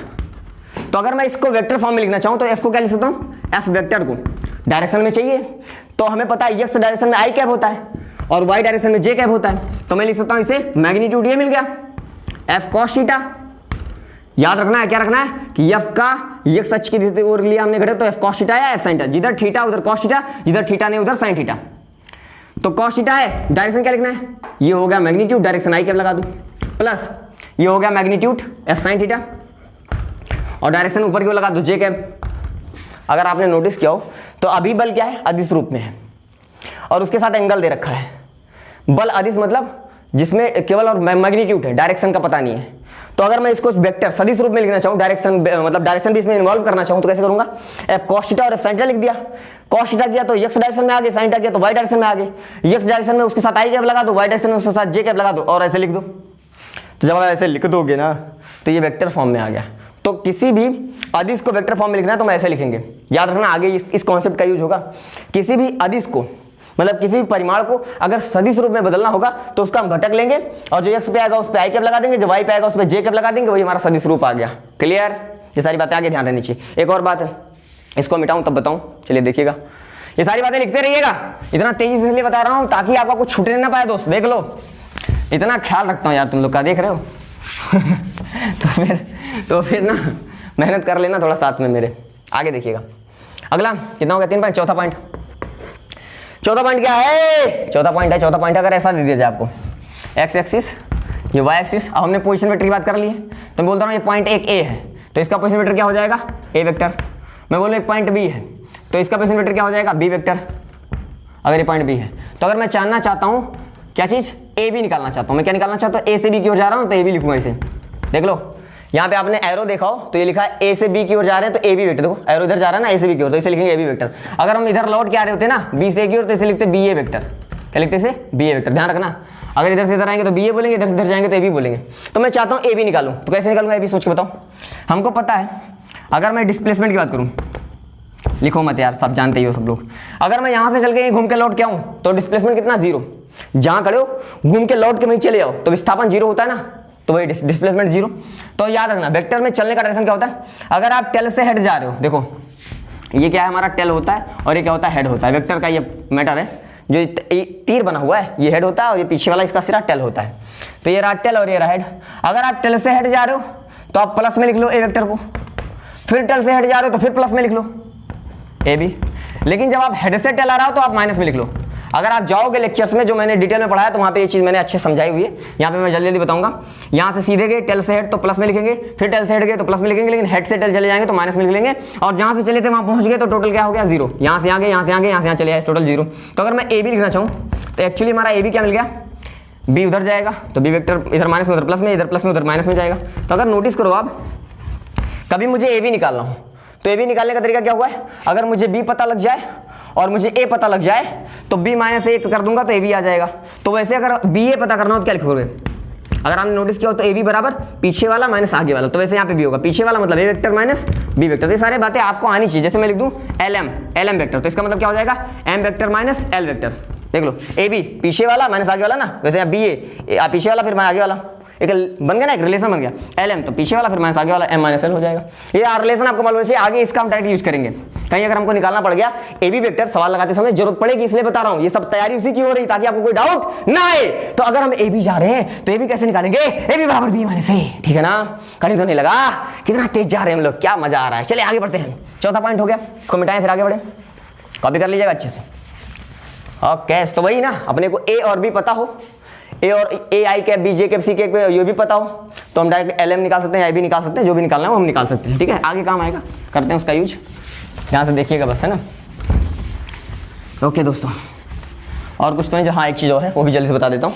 अगर लास्ट का पांचवा पॉइंट, अगर आपको दे दिया जाए ए वेक्टर और ये दे दिया जाए बी वेक्टर, ठीक है, और इसके बीच में एंगल थीटा दे दिया जाए, तो देखो ध्यान देखो, यहाँ पे एक गट्ठा डालूं, एक बल इधर लगे एक बल इधर लगे, तो खिसकेगा इधर बीच में। सोचो ना यार, यहाँ पे कुछ रखा है, एक लोग इधर धक्का मार रहे हो, इधर धक्का मार रहे हो, तो बीच में खिसकता हुआ दिखाई देगा ना आपको रिजल्टेंट। हाँ, नहीं आ रहा है जिसको तो वो परेशान होना चाहिए, उसको रोना चाहिए बैठ के, काहे नहीं मुझे आ रहा यार। सोचो ना, एक धक्का इधर लगा के देख लो, कुछ ऑब्जेक्ट रखो, उस पर एक तरफ धक्का लगाओ, धक्का लगाओ, बीच में खिसकेगा।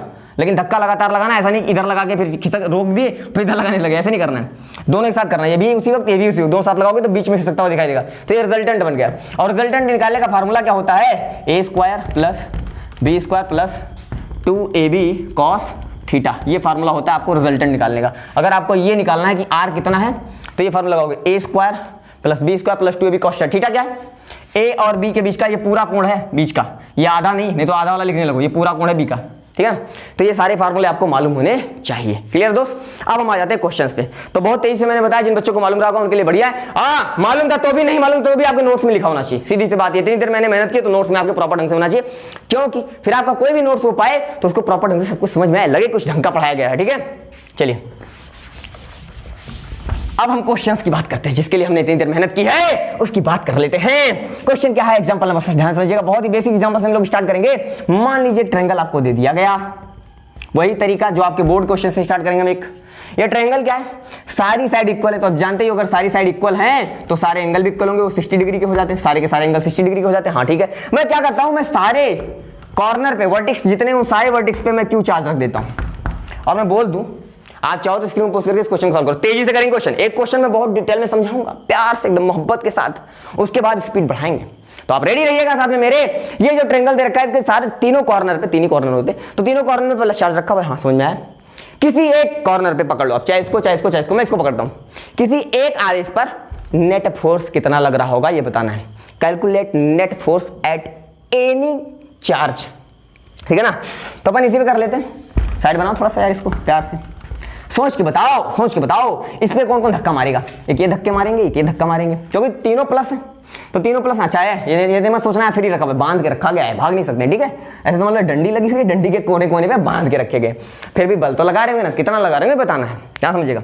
ये इसको धक्का मारेगा इधर, हाँ जो यहाँ पे चार्ज है उस पर इधर धक्का लेगा एक, जरा बताना कितना लगेगा। एफ बराबर, अभी भी फार्मूला पड़ा, एफ बराबर के Q1 Q2 upon R square. तो के Q1 और Q2, के Q1 भी हमारा Q है और Q2 भी हमारा Q है, तो Q इंटू Q क्या हो जाएगा, Q स्क्वायर अपान नीचे क्या है बीच की दूरी का स्क्वायर मतलब आर स्क्वायर, तो आर यहाँ पे यहाँ क्या ए है तो हो जाएगा नीचे ए स्क्वायर। आई होप ये फोर्स आपको समझ में आया होगा, कितना आसान था, है ना, लग गया। सेम टू सेम जैसे इसने इस पे इधर धक्का मारा, हमें सिर्फ इस पे धक्का पता करना है, नहीं तो इस पे भी निकाल लो, इस पे निकाल लो, किसी एक पे धक्का निकालो, बस इतना काम है। तो मैंने इस पे निकालना शुरू किया, तो इस पे कौन कौन धक्का लगाएगा, ये धक्का लगाएगा और ये धक्का लगाएंगे। ये खुद पे धक्का नहीं लगाता, हम अपने आप पे धक्का नहीं लगाएंगे, ठीक है ना। तो ये चार्ज खुद पे धक्का नहीं लगाएगा, आप खुद पे लगा सकते हो, लेकिन ये फिजिकल क्वांटिटी है, भौतिक राशि है ना, सब कुछ नहीं करेंगे, ऐसा छेड़खानी है, ठीक है। तो ये इस पे इधर धक्का लगा रहा है और इस पे नीचे की ओर धक्का लगा इधर की ओर। इसी लाइन ज्वाइनिंग पे बताया ना मैंने, इन दोनों को जोड़ने वाली लाइन पे ही लगेगा फोर्स। ये तो सिखा चुका हूं मैं, कोई नई बात नहीं। देखो सारी बातें धीरे धीरे यूज होंगी आगे। ओके, तो जब इधर की ओर लगेगा कितना लगेगा के, हाँ Q1 इंटू Q2, तो Q इंटू Q क्या हो जाएगा Q स्क्वायर। भाई इसकी दूरी क्या a है, तो a का स्क्वायर नीचे लिखेंगे, बोले तो r स्क्वायर हो गया। अगर नोटिस करो तो ये सेम टू सेम दिख रहा है, इसका मतलब अगर ये f है तो ये भी f ही बोल सकते हैं, कोई दिक्कत की बात नहीं है। अगर आप नोटिस करो तो सारे एंगल 60-60 होते हैं, इसे बोलते हैं समबाहु त्रिभुज। सारी भुजाएं बराबर हैं, ये भी 60, ये भी 60, ये भी 60, तो ये भी 60 होगा और ये भी 60 होता है। वर्टिकली अपोजिट शीर्षाभिमुख कोण से ये भी 60 होगा, हाँ होगा 60 डिग्री।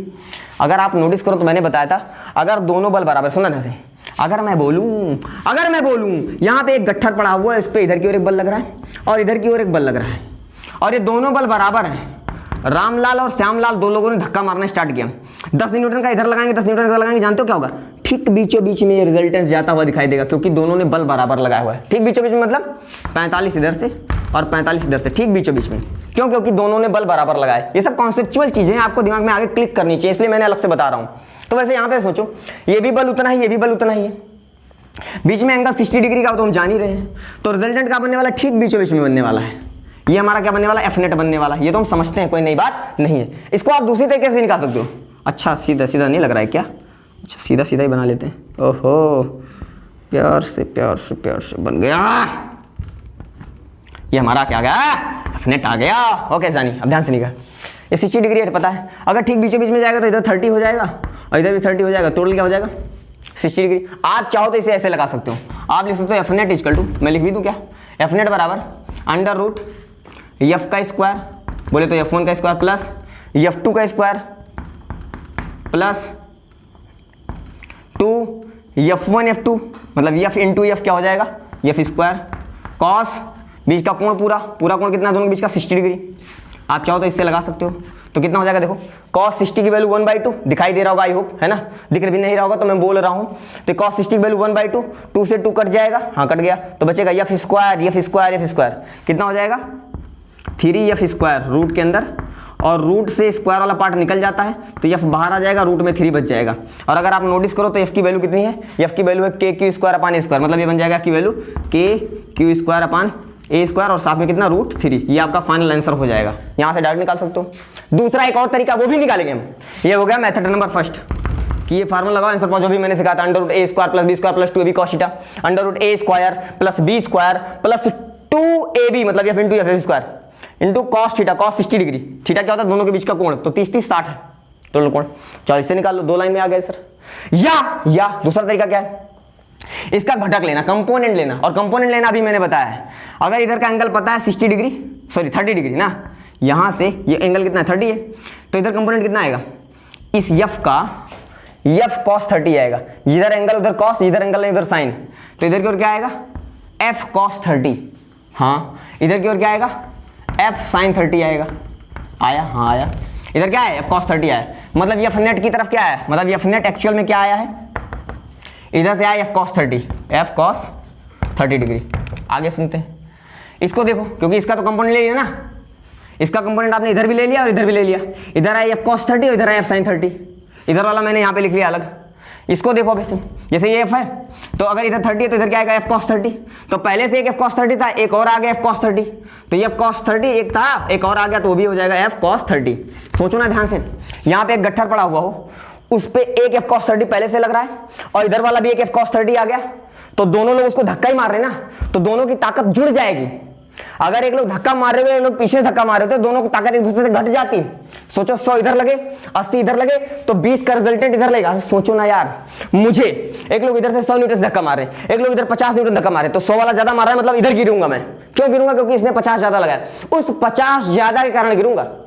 लेकिन अगर दोनों एक तरफ से लगाने लगे, 50 ये भी लगाए, 100 ये भी लगाए, तो 150 से इधर गिरूंगा मैं। जोड़ लिया ना, 50 और 100 150, तो वही यहाँ पे भी हुआ। F cos 30 नीचे, दूसरा वाला भी F cos 30 नीचे, तो दोनों जुड़ जाएंगे, तो वही F cos 30 नीचे आ गया। और दूसरा क्या आएगा F cos 30, तो इधर F sin 30 आएगा। घटक लेना भी बताया मैंने, F sin 30, कंपोनेंट लेना मैंने सिखा दिया है। तो देख रहे हैं दोनों आपस में बराबर है, F sin 30 F sin 30, जितना बल ऊपर उतना बल नीचे, टोटल कैंसिल आउट। एक गट्ठर बीच में पड़ा, जितना इधर खिंचा जाए उतना इधर खिंचा जाए, तो इस गट्टर कहीं खिसकेगा? नहीं खिसकेगा। अगर नहीं खिसकेगा मतलब इस पे नेट फोर्स कितना? जीरो, जितना ऊपर उतना नीचे, नेट फोर्स जीरो। तो ये तो एक दूसरे से कैंसिल आउट हो जाएंगे और नेट फोर्स हो जाएगा ऊपर नीचे में जीरो। लेकिन इधर की ओर बचा है, इधर की ओर कितना बचा है? F cos 30 मतलब कितना हो जाएगा? 2F cos 30 degree. और cos 30 की वैल्यू याद है आपको कितना होता है? √3/2। तो ये जाएगा 2F इंटू cos 30 की वैल्यू √3/2। तो 2 से 2 कट गया, कितना आ गया? F√3। और जरा बताओ F की वैल्यू क्या है? F की वैल्यू है KQ² √3। सुनो, कुछ बच्चों को लग रहा होगा मैं बहुत तेजी से पढ़ा रहा हूं। हाँ, पढ़ा रहा हूं तेजी से, लेकिन सारी बातें मैं बोल रहा हूं। तो अगर आपको ध्यान भटका, ध्यान कहीं और किसी और के पास चला गया है ना, तो आप भटक जाओगे, फिर वहां पे छूट जाएगा आपका। अगर ऐसा हो जाए, अगर ऐसा आपके साथ हो जाए, ध्यान भटक जाए, किसी और के पास आकर्षित हो जाए, तो आपको वहां से तुरंत वीडियो पीछे कर लेना चाहिए और ध्यानपूर्वक फिर से सुनना चाहिए। तभी आपको केयरफुल होकर समझ में आएगा, समझ लेना। यह आपके लिए है भैया। तो तेज तो मैं बताऊंगा क्योंकि आपके पास बटन है, आप दबाओ फिर से देख सकते हो उसको, ठीक है ना। तो थोड़ा तेज तो चलेगा दोस्त, है ना। चलिए आगे बढ़ते हैं। तो ये मैंने दो मेथड बताए, ये रहा मेथड नंबर फर्स्ट और ये रहा मेथड नंबर सेकंड। देखिए मेथड नंबर फर्स्ट मैंने इसलिए बताया कि जहां पे कुछ नहीं लगेगा वहां पे ये जरूर लग जाएगा। अगर देखो यफ दोनों सेम थे, सुनो सुनो सुनो सुनो पहले सुन लो, ये यफ और यफ दोनों सेम थे ना, सेम थे तो ठीक बीचों बीच में आया।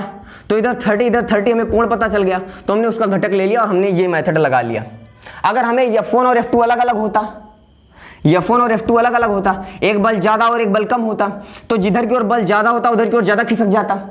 यहाँ पे गट्ठर जो पड़ा है उस पर एक बल इधर लगे एक बल इधर लगे, तो जो बल ज्यादा रहेगा उधर की ओर खिसक जाएगा, मतलब यहाँ का कोण अलग हो जाएगा। बराबर होगा तो बीचों बीच में जाएगा, बराबर नहीं होगा तो इधर उधर हो जाएगा, तो कोण अलग अलग हो जाएगा। और वो जो अलग अलग कोण हो जाएगा वो अपने लॉजिक से बता सकते नहीं है।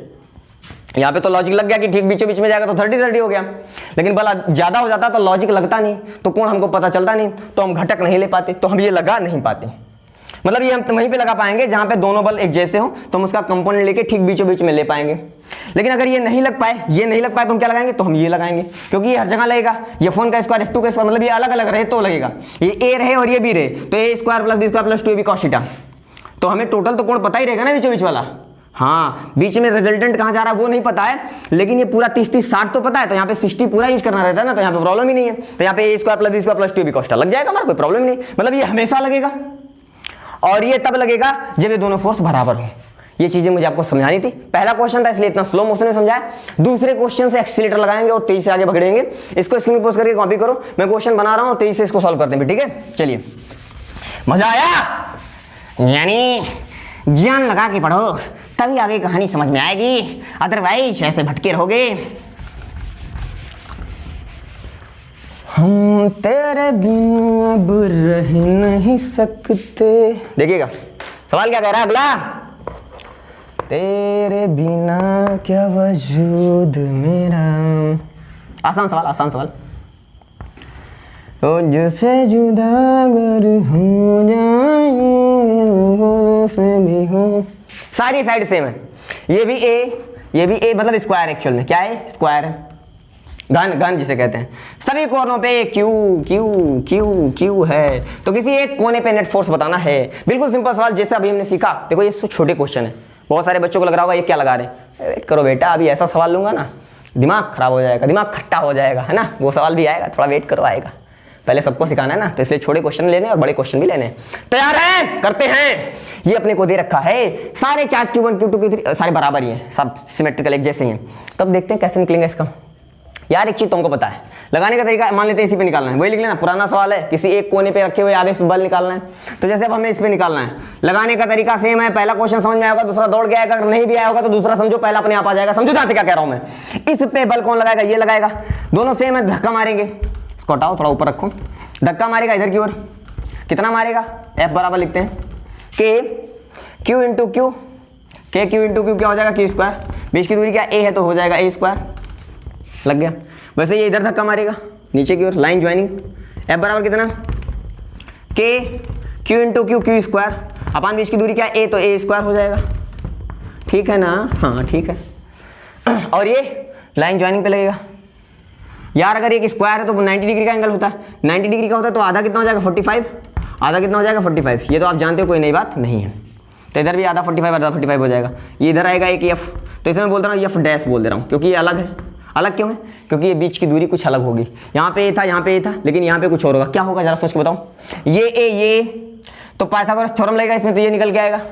पाइथागोरस थ्योरम से क्या आएगा, लंब का स्क्वायर, आधार का स्क्वायर, मतलब परपेंडिकुलर का स्क्वायर प्लस बेस का स्क्वायर, मतलब ए स्क्वायर प्लस ए स्क्वायर का रूट कितना हो जाएगा, under root 2a square, root से ये बाहर निकल आएगा तो बचेगा a रूट 2, मतलब यहाँ से यहाँ तक की दूरी कितनी आ गई, a रूट 2। पाइथागोरस थ्योरम लगाया, कुछ नया खेल नहीं खेला है, ठीक है ना। ये सारी बातें आपको 10th क्लास में सिखाई जाती हैं, और पाइथागोरस थ्योरम का तो मैंने प्रूफ भी बता रखा है, अगर आप ढूंढोगे तो मिल जाएगा, है ना। नीचे लिस्ट में चले जाओ, वीडियो के प्ले लिस्ट में चले जाओ, प्ले लिस्ट में नहीं होगा, वीडियो में आप चले जाओ, लिस्ट में देख लो जाएगा, वहाँ पे पाइथागोरस थ्योरम का प्रूफ बता रखा है मैंने। हालांकि प्रूफ से क्या लेना है आपको मालूम लगना चाहिए कि अगर कर्ण निकालना है तो इसका स्क्वायर करके ऐड कर दो, निकल आता है। खैर छोड़ो, आगे बढ़ते हैं।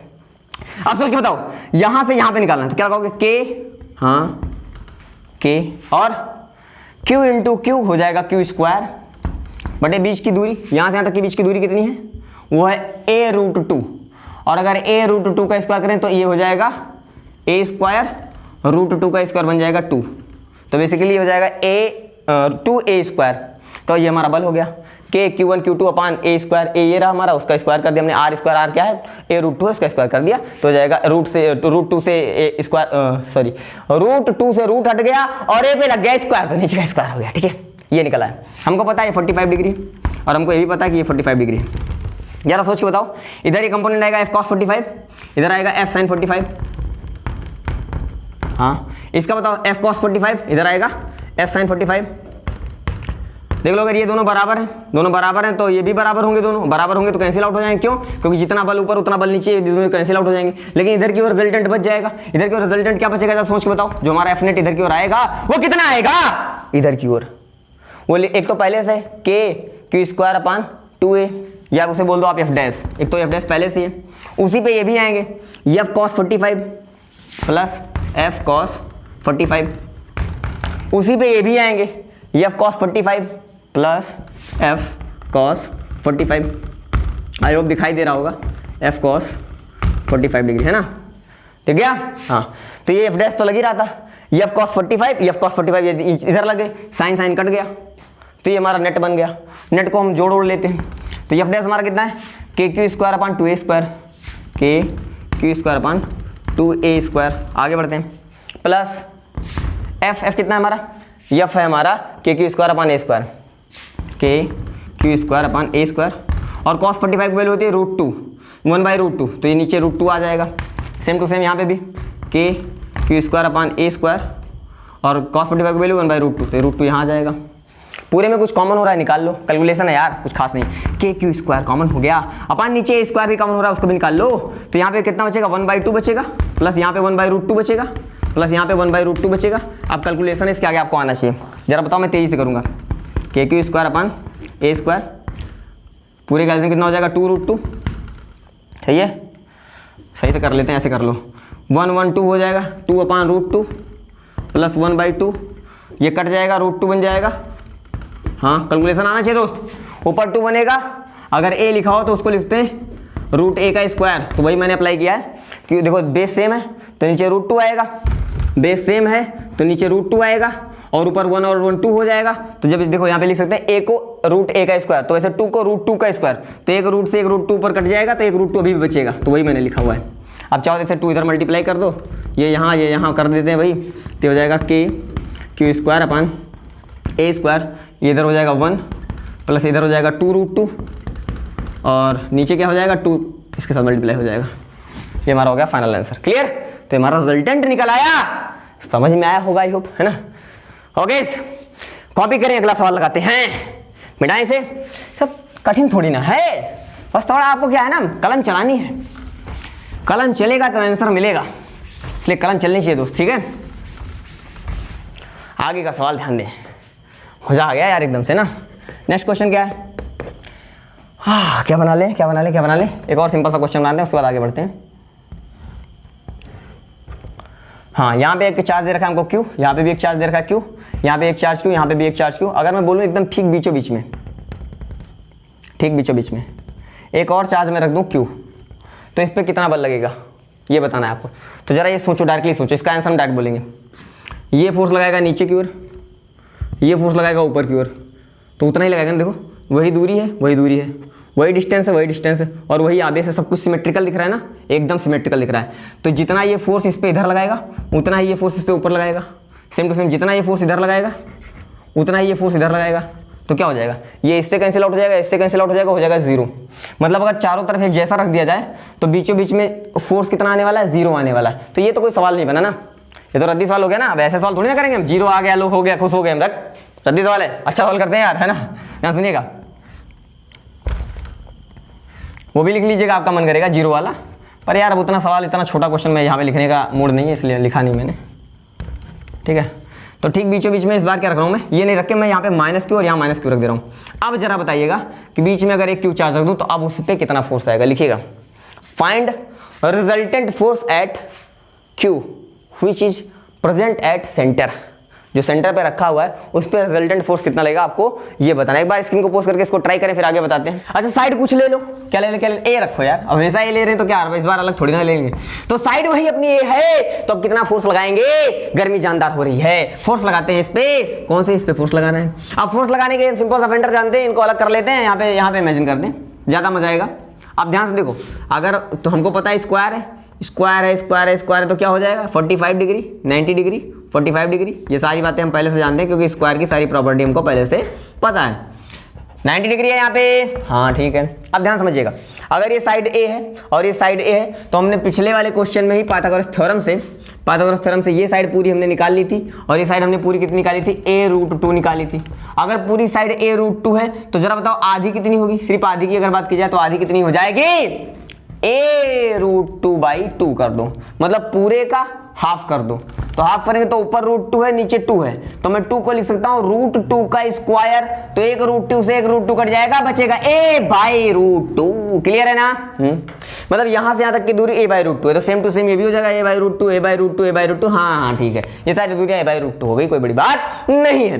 तो अब हमें इस पे फोर्स लगाना है, फोर्स निकालना है तो काम करते हैं, इस पॉइंट को हम अलग बना लेते हैं, जो बीच में है क्यों उस पे अलग बना लेते हैं। जरा सोच के बताओ, ये प्लस और ये प्लस है, इन दोनों में दुश्मनी बटेगी, मतलब ये अपने इनको अपनी दुश्मनी देगा, मतलब ये इधर की ओर ऐसे धक्का लगाएगा इसको, हाँ ठीक है। वैसे सेम टू सेम ये भी प्लस है तो इसको दुश्मनी ट्रांसफर करेगा, तो वो इसको इधर की ओर ऐसे धक्का लगाएगा, हाँ ठीक है। बीच में 90 डिग्री का कोण है, बताया मैंने अभी, बढ़िया। अच्छा कितना कितना लगाएंगे वो तो एक बात है, क्योंकि हमको दिख रहा है ये क्यू है, ये क्यू है, तो इधर क्यों लगाएगा k q बीच की दूरी का स्क्वायर, तो हम समझते ही हैं। इसे मैं एफ लिख रहा हूँ, ये भी एफ, ये भी एफ। जरा सोच के बताओ, जरा ये एफ कितना है हमारा, ये जो हमारा एफ जो प्लस वाले लगा रहे हैं, प्लस वाला ही तो है ना, देखो ये दोनों प्लस हैं, तो प्लस वाले जो लगा रहे हैं वो कितना लगाएंगे, k² कितना, बीच की दूरी यहां से तक की दूरी कितनी है, a/√2, तो a/√2 का स्क्वायर क्या हो जाएगा, a² का स्क्वायर बन जाएगा 2 पलट के ऊपर आ जाएगा, खेला खत्म। तो ये हो जाएगा 2kq²/a²। बढ़िया। तो ये दोनों हमारे एफ हो गए, क्योंकि सेम टू सेम लगेंगे, जितना ये लगाएगा उतना ये लगाएगा। अब जरा इनको देखो, प्लस और माइनस के बीच में क्या होता है, प्यार होता है, तो क्या करेगा, ये अपना प्यार ट्रांसफर करेगा, मतलब इसको अपनी ओर खींचेगा, ये इसको अपना प्यार ट्रांसफर करेगा, मतलब इसको अपनी ओर खींचेगा, मतलब ये खींचेगा अपनी ओर, हाँ ऐसे ही, और ये खींचेगा अपनी ओर ऐसे ही। अगर मैं ये माइनस वाला बोल दूं, ये प्लस वाला है, वैसे मैं माइनस वाला बोल दूं, तो माइनस वाला जरा बताओ कितना होगा, जो हमारा माइनस वाला होगा वो कितना हो जाएगा, q × q, क्योंकि डायरेक्शन तो हमने बता दिया ना इधर की ओर लगेगा, तो डायरेक्शन बताने के बाद हमें माइनस और प्लस साइन से लेना देना नहीं रह जाता है।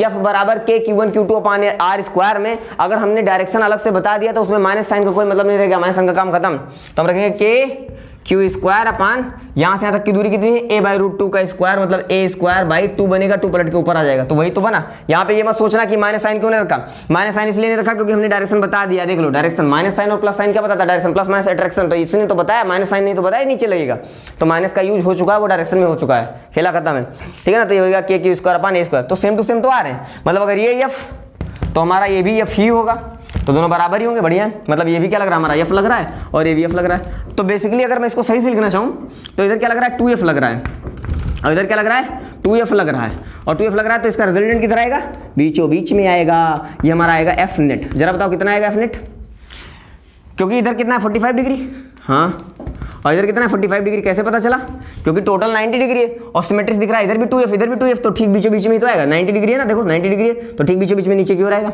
कितना आएगा जरा डायरेक्ट बताओ, 2f cos 45 इधर, ये भी 2f cos 45, 2f cos 45 degree plus इसका भी 2f cos 45, 2f cos 45 degree, और इधर क्या आएगा 2f sin 45, 2f sin 45, और इधर भी कितना आएगा 2f sin 45, तो ये दोनों बराबर है, एक दूसरे से कैंसिल आउट हो जाएंगे, बात खत्म। तो नीचे वाला ये हमारा बच गया, और ये जो बचा कितना 2f कितना हो जाएगा 4f। तो बेसिकली हमारा ये बन जाएगा एफ नेट बराबर, चौक बहुत टूट रहा है यार, एफ नेट बराबर हमारा कितना बन जाएगा, ये बन जाएगा 4f cos 45 वैल्यू 1/√2, तो ये हो जाएगा 4f की वैल्यू है 2k² अपॉन a², और साथ में क्या है cos 45 की वैल्यू 1/√2, जो कटे काट डालो आपके हाथ में, ये आ गया हमारा फाइनल आंसर। क्लियर है? तो हमारा एफ नेट निकला, वो किधर की ओर, नीचे की ओर है। कितना सिंपल था। तो ऐसे सवाल आई होप आप लगा लो, कोई बड़ी बात नहीं है। मैं इसको मिटा के तो अगला क्वेश्चन करता हूँ। अगला क्वेश्चन और ज़्यादा अच्छा और उसमें कैलकुलेशन जबरदस्त है, ठीक है ना। मतलब अगला क्वेश्चन जो है वो कैलकुलेशन के पॉइंट ऑफ व्यू से जबरदस्त क्वेश्चन है, उसमें मैं काफ़ी चीज़ें आपको सिखाऊंगा। तो एक्चुअल में उस सवाल को करवाने का मतलब ये है कि पहले मैं आपको कैलकुलेशन सिखा दूँ, तो इसीलिए मैं पहले कैलकुलेशन ही करवा दे रहा हूँ, ताकि वो सवाल आपको आसान लगे देखने में। ध्यान समझिएगा, कैलकुलेशन समझने वाली बात क्या है, आप चाहो तो इसे नोट डाल के भी कहीं लिख सकते हो। अगर आपको एक ट्रायंगल दिया जाए जिसकी सारी साइड इक्वल है, इसे आप समबाहु त्रिभुज भी कहते हो, इसकी सारी साइड इक्वल है, ये भी ए और ये भी ए, हाँ ठीक है, सारी साइड इक्वल है। तो आपको पता है कि अगर मैं सामने वाले वर्टिक्स से सामने वाले परपेंडिकुलर ड्रा करूँ साइड पे, यहाँ से मैंने इस पर एक लंब ड्रा कर दिया, और यहाँ से मैंने इस पर भी एक लंब ड्रा कर दिया, समझते आइएगा, ठीक है ना दोस्त। यहाँ से इस पर एक लंब ड्रा कर दिया, तो ये जो पॉइंट मिलता है ना, अगर इससे लंब ड्रा करूँगा तो यहीं से होके जाएगा, ठीक है ना, हाँ ठीक है। तो अगर मैं इन सबके नाम दूँ, यहाँ समझिएगा, साइड तो ए ही है, वो तो हम जान ही रहे हैं। अगर मैं इन सबके नाम दूँ A B C, ठीक है ना, इसको दे रहा हूँ L M N, तो अगर आप ध्यान, और बीच वाले को बोल दे रहा हूँ मैं O, तो अगर आप नोटिस करो, देखो ये एक बड़ी साइड बन रही है, ये छोटी वाली बन रही है, ये बड़ी वाली बन रही है, ये छोटी वाली बन रही है, ये बड़ी वाली बन रही है, ये छोटी वाली बन रही है, सारी साइड A है, सारी साइड क्या है, A है, ये भी साइड A, ये भी साइड A, ये भी साइड A, सारी साइड A है। तो अगर सारी साइड A है तो हम पाइथागोरस थ्योरम लगा के और बाकी साइड हम निकाल सकते हैं, लेकिन हम एक चीज़ ध्यान दे रहे हैं, ये बड़ी साइड है, ये छोटी साइड है, ये बड़ी साइड है, ये छोटी साइड है, ये बड़ी साइड है, ये छोटी साइड है। तो एक चीज़ तो समझ में आ रहा है, ये बड़ी वाली तीनों आपस में बराबर होंगी और ये छोटी वाली तीनों आपस में बराबर होंगी। और एक्चुअल में इनका अनुपात पता है क्या होता है, कि ये जो पूरी लंबाई है, इस पूरी लंबाई का 2 हिस्सा ये रखता है और 1 हिस्सा ये रखता है। मतलब समझाना चाहता हूँ मैं कैसे। अगर आप इमेजिन करो कि मान लो आपके पास एक 12 मीटर लंबी एक रस्सी है, कितनी लंबी, 12 मीटर, कितनी लंबी, 12 मीटर। तो इस 12 मीटर का 2 हिस्सा ये रख रहा है और 1 हिस्सा ये, मतलब इसमें अनुपात क्या है, रेशियो 2:1 का रेशियो होता है। मतलब ये 2 टुकड़ा है पूरी लंबाई का, पूरी लंबाई का ये 2 टुकड़ा होता है और ये 1 टुकड़ा होता है। तो पूरी लंबाई कितनी है, 12 का टोटल कितना टुकड़ा हो गया, 2 टुकड़ा ये 1 टुकड़ा ये, तो टोटल 3 टुकड़ा हो गया ना। हाँ, तो अगर मैं इसको जो पूरी लंबाई है, अगर मैं पूरे को 12 बोलूं और इसका 3 टुकड़ा कर दूं, तो एक्चुअल में क्या हो गया, तीसरा टुकड़ा हो गया ना। पूरी 12 लंबाई का तीसरा टुकड़ा, देखो 3 चौक 12, 4 बना ना, तो 4 4 4 4 3 12, तो ये जो 12/3 बन रहा है एक्चुअल में क्या है, 4 है, मतलब ये तीसरा टुकड़ा है ना। ये क्या है, तीसरा टुकड़ा, छोटा टुकड़ा जिसे आप कह सकते हो, छोटा टुकड़ा। तो बड़ा वाला टुकड़ा क्या हो जाएगा, बड़ा टुकड़ा एक्चुअल में वो क्या है, 8 है, मतलब इसी का डबल। ये 4 है ना, 12 है, 4 4 4, तो 4 ये है, छोटा वाला हो गया। तो बड़ा वाला ये ऊपर वाला है, मतलब 2 टुकड़ा मतलब इसी का डबल, 12/3 का डबल, 2 टुकड़ा। समझ रहे हो ना, इसका डबल कर दिया हमने। तो ये बड़ा टुकड़ा मिल गया, छोटा टुकड़ा मिल गया। अच्छा, मतलब अगर हमें पूरी लंबाई मिल जाए और पूरी लंबाई को मैं 3 टुकड़ा कर दूं, मतलब 3 से डिवाइड कर दूं, पूरी लंबाई को मैं 3 से डिवाइड कर दूं, तो छोटा टुकड़ा मिल जाएगा।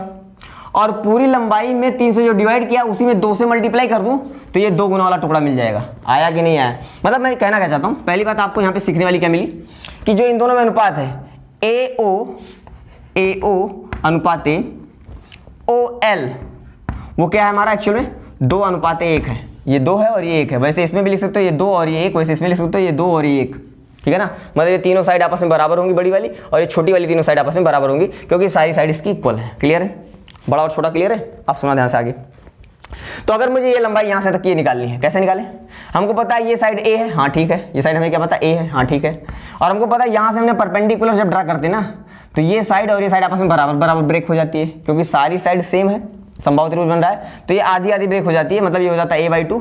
सारी प्रॉपर्टी मैं बता रहा हूँ, जिसको नहीं मालूम है तो आगे से प्रॉपर्टी याद होनी चाहिए, है ना। अगर आपने लापरवाही की होगी तभी नहीं मालूम होगा, बाकी सारे बच्चों को मालूम होगा। अगर नहीं मालूम है दोस्त तो अब मालूम चल जाना चाहिए, सिखा रहा हूँ, सीख लो।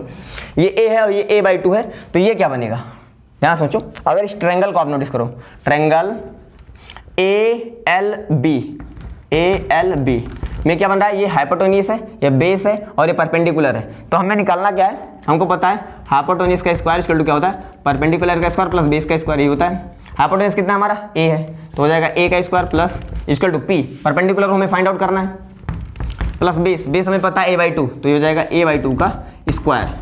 इधर प्लस में, इधर आएगा माइनस में, तो a स्क्वायर इधर आएगा माइनस में आएगा, देखो इस पे भी स्क्वायर आ जाएगा, इस पे भी स्क्वायर आ जाएगा, तो a स्क्वायर बाई इस पे जब स्क्वायर आएगा तो बन जाएगा 4 इक्वल टू p स्क्वायर।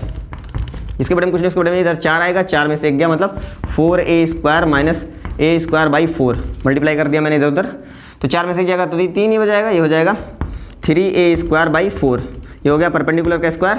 तो इधर से स्क्वायर हटाएंगे, इधर रूट लग जाएगा, तो p इक्वल टू क्या आ जाएगा, root over 3a square by 4। तो a स्क्वायर है इधर, स्क्वायर से बाहर निकल आएगा, तो a बाहर आ गया, अंदर में बचेगा √3 और नीचे क्या आएगा √4 बन जाएगा 2। तो एक्चुअल में हमारा परपेंडिकुलर यहाँ से यहाँ तक की ये पूरी लंबाई कितनी मिल गई, वो मिल गई, ये मिल गई a√3/2 मिल गई। क्लियर है, देखो दोस्त सारी बातें एक एक चेक करके हम निकाल रहे हैं। तो ऐसे सोच के बताओ आपको, अगर निकालना ये बड़ी वाली लंबाई, पहले छोटी वाली बताओ। तो ये जो पूरी लंबाई आई है, अगर पूरी लंबाई में 3 से डिवाइड कर दूँ तो छोटी वाली आ जाएगी। छोटी वाली कौन, ये OL, छोटा वाला कौन है, OL है, OL है। तो OL जरा सोच के बताओ क्या आएगा, जो हमारा OL है वो छोटा वाला है, मतलब पूरी लंबाई में 3 से डिवाइड कर दूं तो क्या हो जाएगा, a√3/2 में अगर मैं 3 से डिवाइड कर दूं तो ये छोटा वाला आ जाएगा। इसको थोड़ा सॉल्व करो, तो सॉल्व करने पे क्या बन जाएगा, देखो 3 है, तो 3 को लिख सकता हूं मैं √3 का स्क्वायर, तो एक √3 से एक √3 कट जाएगा, नीचे एक √3 बचेगा, मतलब ये आ जाएगा a/2√3। ये रिजल्ट आपको याद होना चाहिए, मैं इसलिए ये डेरिवेशन कर रहा था। ये आगे से आपको रटा होना चाहिए, हमेशा कंठस्थ होना चाहिए कि छोटा वाला क्या होता है, अगर ये साइड a है तो छोटा वाला क्या होता है, a/2√3। ये रट लो हमेशा के लिए। ऐसे बड़ा वाला, तो हमारा जो बड़ा वाला है, तो जो हमारा बड़ा वाला क्या हो जाएगा दोस्त, बड़ा वाला कौन सा, AO, जिसे हम बोल देंगे AO। तो बेसिकली क्या हो जाएगा, ये जो छोटा वाला आया उस छोटे वाले में 2 से मल्टीप्लाई कर दो, जो छोटा वाला छोटे वाले में 2 से मल्टीप्लाई कर दो, तो इसी में 2 से मल्टीप्लाई करेंगे तो ऊपर 2 आएगा, तो 2 से 2 कट जाएगा, बचेगा a/√3। खेल खत्म। समझ में आया कि नहीं आया। तो इस तरीके से हमने दोनों लंबाई निकाल ली, ये भी और ये भी, तो मतलब हमने सारी साइड निकाल ली, ये भी निकाल लिया, ये भी सब निकाल लिया। क्लियर है, नोट डालो और प्यार से ये पूरा नोट डाउन कर लो। अब हम क्वेश्चन लगाएंगे जो अगला वाला सवाल मैं देने वाला था, ठीक है, क्योंकि उसमें इस कैलकुलेशन का जरूरत पड़ेगा। एक्चुअल में हमें क्या, ये रटा होना चाहिए, क्योंकि इसकी हमें जरूरत पड़ेगी। तो आगे ध्यान रखना, इतनी मेहनत मैंने इसी के लिए की है कि अब कहीं भी, चाहे मैथमेटिक्स में पढ़ाओ, चाहे फिजिक्स में पढ़ाओ, चाहे केमिस्ट्री में पढ़ाओ, कहीं पे भी अगर ऐसी कुछ यूज आएगा तो मैं डायरेक्ट इसका यूज लूंगा, ये ध्यान रखना, ठीक है। मिटा रहा हूँ, इससे आगे क्वेश्चन करते हैं, कॉपी करें फिर आगे बढ़ते हैं। सवाल क्या कह रहा है, ध्यान सुनिएगा। देखिए क्वेश्चन है, एग्जाम्पल ध्यान समझिएगा, एग्जाम्पल क्वेश्चन है, क्वेश्चन देखिएगा। जानिए एक आवेश दे रखा है यहाँ पे और एक आवेश यहाँ दे रखा है, ये भी A है, इसकी साइड मैंने बता दी A है, सारी साइड क्या है हमारी A है, सारी साइड क्या है हमारी A है, साइड कितनी है A है, सारी की सारी साइडें हैं और इसके ठीक सेंटर पे, सेंटर मतलब परपेंडिकुलर ड्रा करो, परपेंडिकुलर ड्रा करो। तो यहाँ पे जो ये पॉइंट बनता है ना, इस पॉइंट पे एक और आवेश रख दे रहा हूँ, वो भी क्या हमारा है, एक काम करो, ऐसे मजा नहीं आ रहा है, इसे रख दे रहा हूँ माइनस Q, सही चलेगा, हाँ चलेगा। ये Q हो गया, माइनस Q हो गया। तो इस पे आपको रिजल्टेंट फोर्स लगाना, अगर यहाँ पे भी मैं एक आवेश रख दे रहा हूँ Q, तो इस सेंट्रल आवेश Q पे resultant force, find resultant force at central charge, ठीक है। इस केंद्रीय आवेश पे परिणामी बल निकालना है आपको। ये क्वेश्चन है, आप चाहें तो स्क्रीन को पोस्ट करें, इस क्वेश्चन को सॉल्व करें, इसके बाद मैं सोल्यूशन बताता हूँ। चलिए देखिएगा, इस सोल्यूशन को सॉल्व करने के लिए मैं आपको एक ट्रिक भी सिखाऊंगा, ध्यान समझिएगा कैसे। आपको ट्रिक से ही सिखाऊंगा, क्योंकि क्या है ना, धीरे धीरे स्मार्ट वर्क की ओर हम बढ़ेंगे। समझो कैसे, यार सोच के बताओ, अगर यहाँ पे प्लस Q चार्ज है, यहाँ प्लस Q चार्ज है, यहाँ पे भी एक प्लस Q चार्ज रख देता मैं। सोचो थोड़ी देर के लिए, मान लो सवाल पहले लिख लिया, सवाल लिखने के बाद अब सोचो, दूसरा डायग्राम बना के सोल्यूशन सोचना। मान लो थोड़ी देर के लिए, मान लो यहाँ पे प्लस Q चार्ज होता, तो फोर्स एक इधर लगता, एक फोर्स इधर लगता, एक फोर्स इधर लगता, मतलब एक फोर्स इधर लगता, ये धक्का मारता उधर, और ये धक्का मारता इधर लगता, और ये धक्का मारता नीचे इधर लगता। सिमेट्रिकल लगता ना, हाँ लगता। सोच के बताओ ये कितना होता, 120 120 120 120 120 120 होता कि नहीं होता? अगर 120 120 होता तो जरा इसका कंपोनेंट बताओ। अब डायरेक्ट बताऊंगा, यहाँ पे मुंह से बोलूंगा, आपको सुनना है। बीचों बीच में रिजल्टेंट बनेगा, ये बराबर है दोनों, क्योंकि देखो एफ ये भी लगेगा एफ ये भी लगेगा। देखो जो दूरी ये है फोर्स इधर लगा रहा है, बड़ी वाली दूरी ये भी है, देख लो, और बड़ी वाली दूरी ये भी है, तो ये फोर्स इधर ये फोर्स इधर, सारे बराबर ही लगाएंगे, क्योंकि आवेश भी बराबर है, दूरी भी बराबर है, तो फोर्स बराबर ही रहेगा, है ना यार। फोर्स का फार्मूला क्या होता है? फोर्स बराबर होता है के Q1 Q2 अपान R स्क्वायर। तो दूरी और आवेश पे निर्भर करता है, तो दूरी भी समान है, ये और ये आवेश भी समान है, तो सब बराबर है, तो टेंशन का है कि आगे बढ़ते हैं। तो मतलब ये दोनों बल बराबर है, तो इधर कितना आएगा? ये 60 हो जाएगा, ये 60 हो जाएगा, 60 एंड 60, हाँ ठीक है 60 60 हो जाएगा। तो इधर बनेगा F cos 60, इधर बनेगा F cos 60, तो दोनों F cos 60 cos 60 मतलब 2F cos 60 डिग्री बनेगा, हाँ बनेगा। इधर क्या आएगा? F sin 60, इधर क्या आएगा? F sin 60। इन दोनों का हमने ले लिया कंपोनेंट, काम खत्म इनका। F sin 60 कैंसिल आउट हो जाएंगे, क्योंकि अपोजिट डायरेक्शन लग रहे हैं, इधर लग रहा है इधर लग रहा है, कट जाएगा दूसरे से।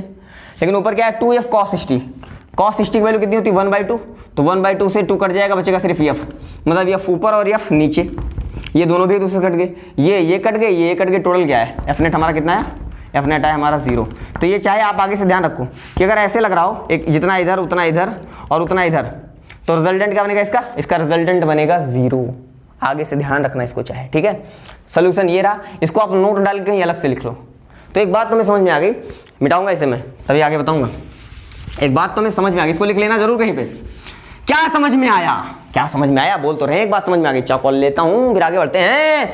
ये एक तो बात समझ में आ गई कि ये साइड ए जो भी है, ठीक है आगे बढ़ते हैं। यहाँ पे जो बल लगेगा, अगर ये तीनों क्यू क्यू क्यू होते तो यहाँ लगता यहाँ लगता यहाँ लगता, टोटल 0 हो जाता। अगर तीनों क्यू चार्ज होते, जितना इधर जितना इधर जितना इधर, और बन जाता है F नेट हमारा 0 बन जाता। ये तो बात हमें समझ में आती है, लेकिन ऐसा तो था नहीं। यहाँ पे क्या था? यहाँ पे था माइनस क्यू चार्ज था, तो अपन ने दिमाग लगाया, काम ना करें, यहाँ पे एक प्लस क्यू जोड़ दे और एक माइनस क्यू कर दे, जितना जोड़े उतना घटाएं, तो टोटल क्या हो जाएगा? मतलब कुछ भी नहीं हुआ उसमें। और इन दोनों को थोड़ी देर के लिए भूल जाओ, तो देखो एक plus Q plus Q plus Q, और इन तीनों के कारण अब क्या हो जाएगा? 0। खेला खत्म, मतलब इन तीनों का काम खत्म हो गया, क्योंकि इन तीनों के कारण हो गया 0। तो बचे कौन? ये बचा और ये बचा, मतलब क्या बचा? एक यहाँ पे क्यू चार्ज बचा, और फिर चले जाओ यहाँ पे कितना बचा? -2 क्यू चार्ज बचा। और ये बीच की दूरी हमें पता है, बड़ी वाली दूरी, और बड़ी वाली दूरी क्या होती है? बड़ी वाली दूरी होती है a/√3, बड़ी वाली दूरी होती है a/√3। आया कि नहीं आया? अब दो बिंदुओं के मध्य बल का फॉर्मूला लगा देना है, इस पे बल पता करना है। तो अट्रैक्शन करेगा इधर की ओर, अट्रैक्शन करेगा तो यही फोर्स हमको निकालना है। तो जो हमारा F नेट निकल के आएगा कितना आएगा जरा बताओ? देख लो, ये सब क्या है ना, ट्रिक है। ये सब ट्रिक एक्चुअल में ट्रिक नहीं कहेंगे, एक्चुअल में हमने जो मेहनत की है उसका डायरेक्ट यूज कर रहे हैं, तो ये होशियारी कहते हैं इसे, ठीक है ना। सवाल छोटे में लग जाएगा। तो जरा बताओ F कितना लगेगा? F बराबर K Q इंटू Q। मैंने बताया था, जब डायरेक्शन मैंने बता दिया तो अब माइनस चार्ज से कोई लेना देना नहीं है, क्योंकि माइनस चार्ज नहीं तो बताया कि इधर लगना है, तो ये तो डायरेक्शन बता रहा है माइनस चार्ज, तो अब यहाँ पे माइनस नहीं रखना है, उसका काम हमने डायरेक्शन में यूज कर लिया है। तो अब ये Q इंटू 2Q कितना हो जाएगा? 2KQ², और बीच नीचे क्या आ जाएगा? दूरी का स्क्वायर नीचे आ जाएगा, तो a²/√3 का स्क्वायर, √3 का स्क्वायर 3 बनेगा, पलट के ऊपर जाएगा, तो 3 दूनी 6 हो जाएगा। तो ये बन जाएगा हमारा 6KQ²/a²। देख लेना कहीं कैलकुलेशन इधर उधर ना हो, बाकी सब कुछ परफेक्ट है। देखो कितने छोटे में लग गया, ये किया और ये किया, खत्म। तो क्या है ना, अगर आपको वेक्टर का परिपक्व ज्ञान है और आपको ये कैलकुलेशन थोड़ा सा दिमाग से सॉल्व करना आता है और आपको रिजल्ट याद है, तो ये सब सवाल एक एक लाइन के हैं। ये थोड़ा देखो, जो हमने क्यू जोड़ के ये सब अकल लगाने वाली बात है, यही सब मुझे आपको सिखाना है, ठीक है ना। तो एक एक करके जब यूज करूंगा तो आपको दिमाग में धीरे धीरे वो सब क्लिक करेगा। इन सब चीज़ों का भी आपको फ्यूचर में यूज करना है, जबरदस्त यूज पड़ेगा। मैग्नेटिज्म पढ़ेंगे, वहाँ पर भी पड़ेगा। आगे हम बहुत सारे ऐसे चैप्टर पढ़ने वाले हैं जहाँ पे इन सब चीज़ों का यूज पड़ेगा, तो होशियार रहिएगा। हम जबरदस्त ये जोड़ने घटाने वाला कॉन्सेप्ट जो है ना, आगे बहुत जगह मिलेगा, तो इन सब चीज़ों को हम यूज करेंगे, ठीक है। ओके, अगला क्वेश्चन देखते हैं। नेक्स्ट क्वेश्चन ध्यान दीजिएगा। अगर हम बात करें एकदम तगड़ा सवाल, जानलेवा, खतरनाक, कतई जहर क्वेश्चन, समझो क्या है। क्वेश्चन है, बहुत बच्चों ने इस क्वेश्चन को देखा होगा, लेकिन तगड़ा क्वेश्चन अपने आप में है ये। मैंने क्या बनाया,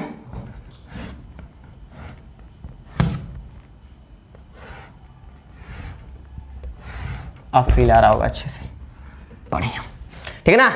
तो ऐसा अपने क्या किया, एक नीचे ट्रायंगल लिया, उसके बगल में एक ट्रायंगल चिपकाया, सामने से ट्रायंगल चिपकाया, पीछे से ट्रायंगल चिपकाया, तो ऐसा एक आकृति बनेगा। सभी कोनों पे मैंने Q Q Q Q charge रख दिया। सभी साइड मैंने बता दिया क्या है, सारी साइड क्या है, ए है। तो क्वेश्चन ये है कि ऊपर वाला जो चार्ज रखा है इस पे नेट फोर्स क्या आएगा, इसके बारे में आपको बताना है। ये थोड़ा डेंजर क्वेश्चन है, तो अगर आप चॉइस स्क्रीन को पुश करके इसको सॉल्व कर लो, फिर मैं सॉल्व करूंगा, ठीक है। एक बार आप ट्राई जरूर कर लो, बहुत ही खतरनाक सॉल्व कर सकते हैं इसे। खतरनाक क्यों है, एक बार मैं समझाऊंगा, ध्यान से सुनिएगा। पहले फोर्स लिखते हैं अपन, ये चार्ज इस पे फोर्स, इस पे पता करना है हमें, इस पे नेट फोर्स पता करना है, एफ नेट। क्वेश्चन लिख लिया, एफ नेट इस चार्ज पे फाइंड आउट करना है, सारी साइड ए है, तो कैसे करेंगे, ट्राई करते हैं। मैं इसको मिटा रहा हूं, करके देखते हैं। यार सोचो, ये बल लगाएगा इधर, हाँ दूरी वही है ए है, और ये बल लगाएगा इधर, दूरी वही ए है, और ये पीछे से बल लगाएगा, ऐसे बाहर निकलेगा, और दूरी वही है। मतलब जो बल ये लगाएगा वही बल ये भी लगाएगा, और वही बल ये तीसरा वाला भी लगाएगा, उसे भी मैं लिख दे रहा हूँ यहाँ पे ऐसे। हालांकि यहाँ पे जस्ट इमेजिन नहीं हो पा रहा है कि एक्चुअल में कैसे दिखेगा, लेकिन मैं इमेजिन करवा दूंगा, थोड़ा सा वेट करो बस। पहले ये बता दो ये एफ क्या है हमारा, एक्चुअल में बराबर है के क्यू इंटू क्यू, मतलब क्यू स्क्वायर अपान बीच की दूरी ए है, तो ए का स्क्वायर, यही तो हमारा एफ है। हाँ है, आया कि नहीं आया, हाँ आया। तो अगर सोच के जरा सा बताओ मुझे, तो ये के क्यू स्क्वायर अपान ए स्क्वायर बन रहा है, हाँ ठीक है। तो यही फोर्स यहाँ पे भी बनेगा, यही भी के क्यू स्क्वायर अपान ए स्क्वायर, ये यहाँ भी बनेगा, और पीछे से भी देखो ये भी ए साइड ए है ना, तो के Q into Q, Q square अपान ये दूरी ए है, तो ए का स्क्वायर बन जाएगा। मतलब सारे फोर्स बराबर हैं। अगर सारे फोर्स बराबर हैं तो इमेजिन करना, कराता हूँ मैं, चौक ले लूँ फिर कराऊँ। सुनो सुनो, ये बल लगा रहा है इधर, तो मैंने ऐसे ले लिया इधर की ओर, ये रहा। फिर ये लगा रहा है फोर्स इधर की ओर, तो मैंने ले लिया इधर। एक बार में बताऊंगा, ध्यान सुनते जाना, इधर ले लिया।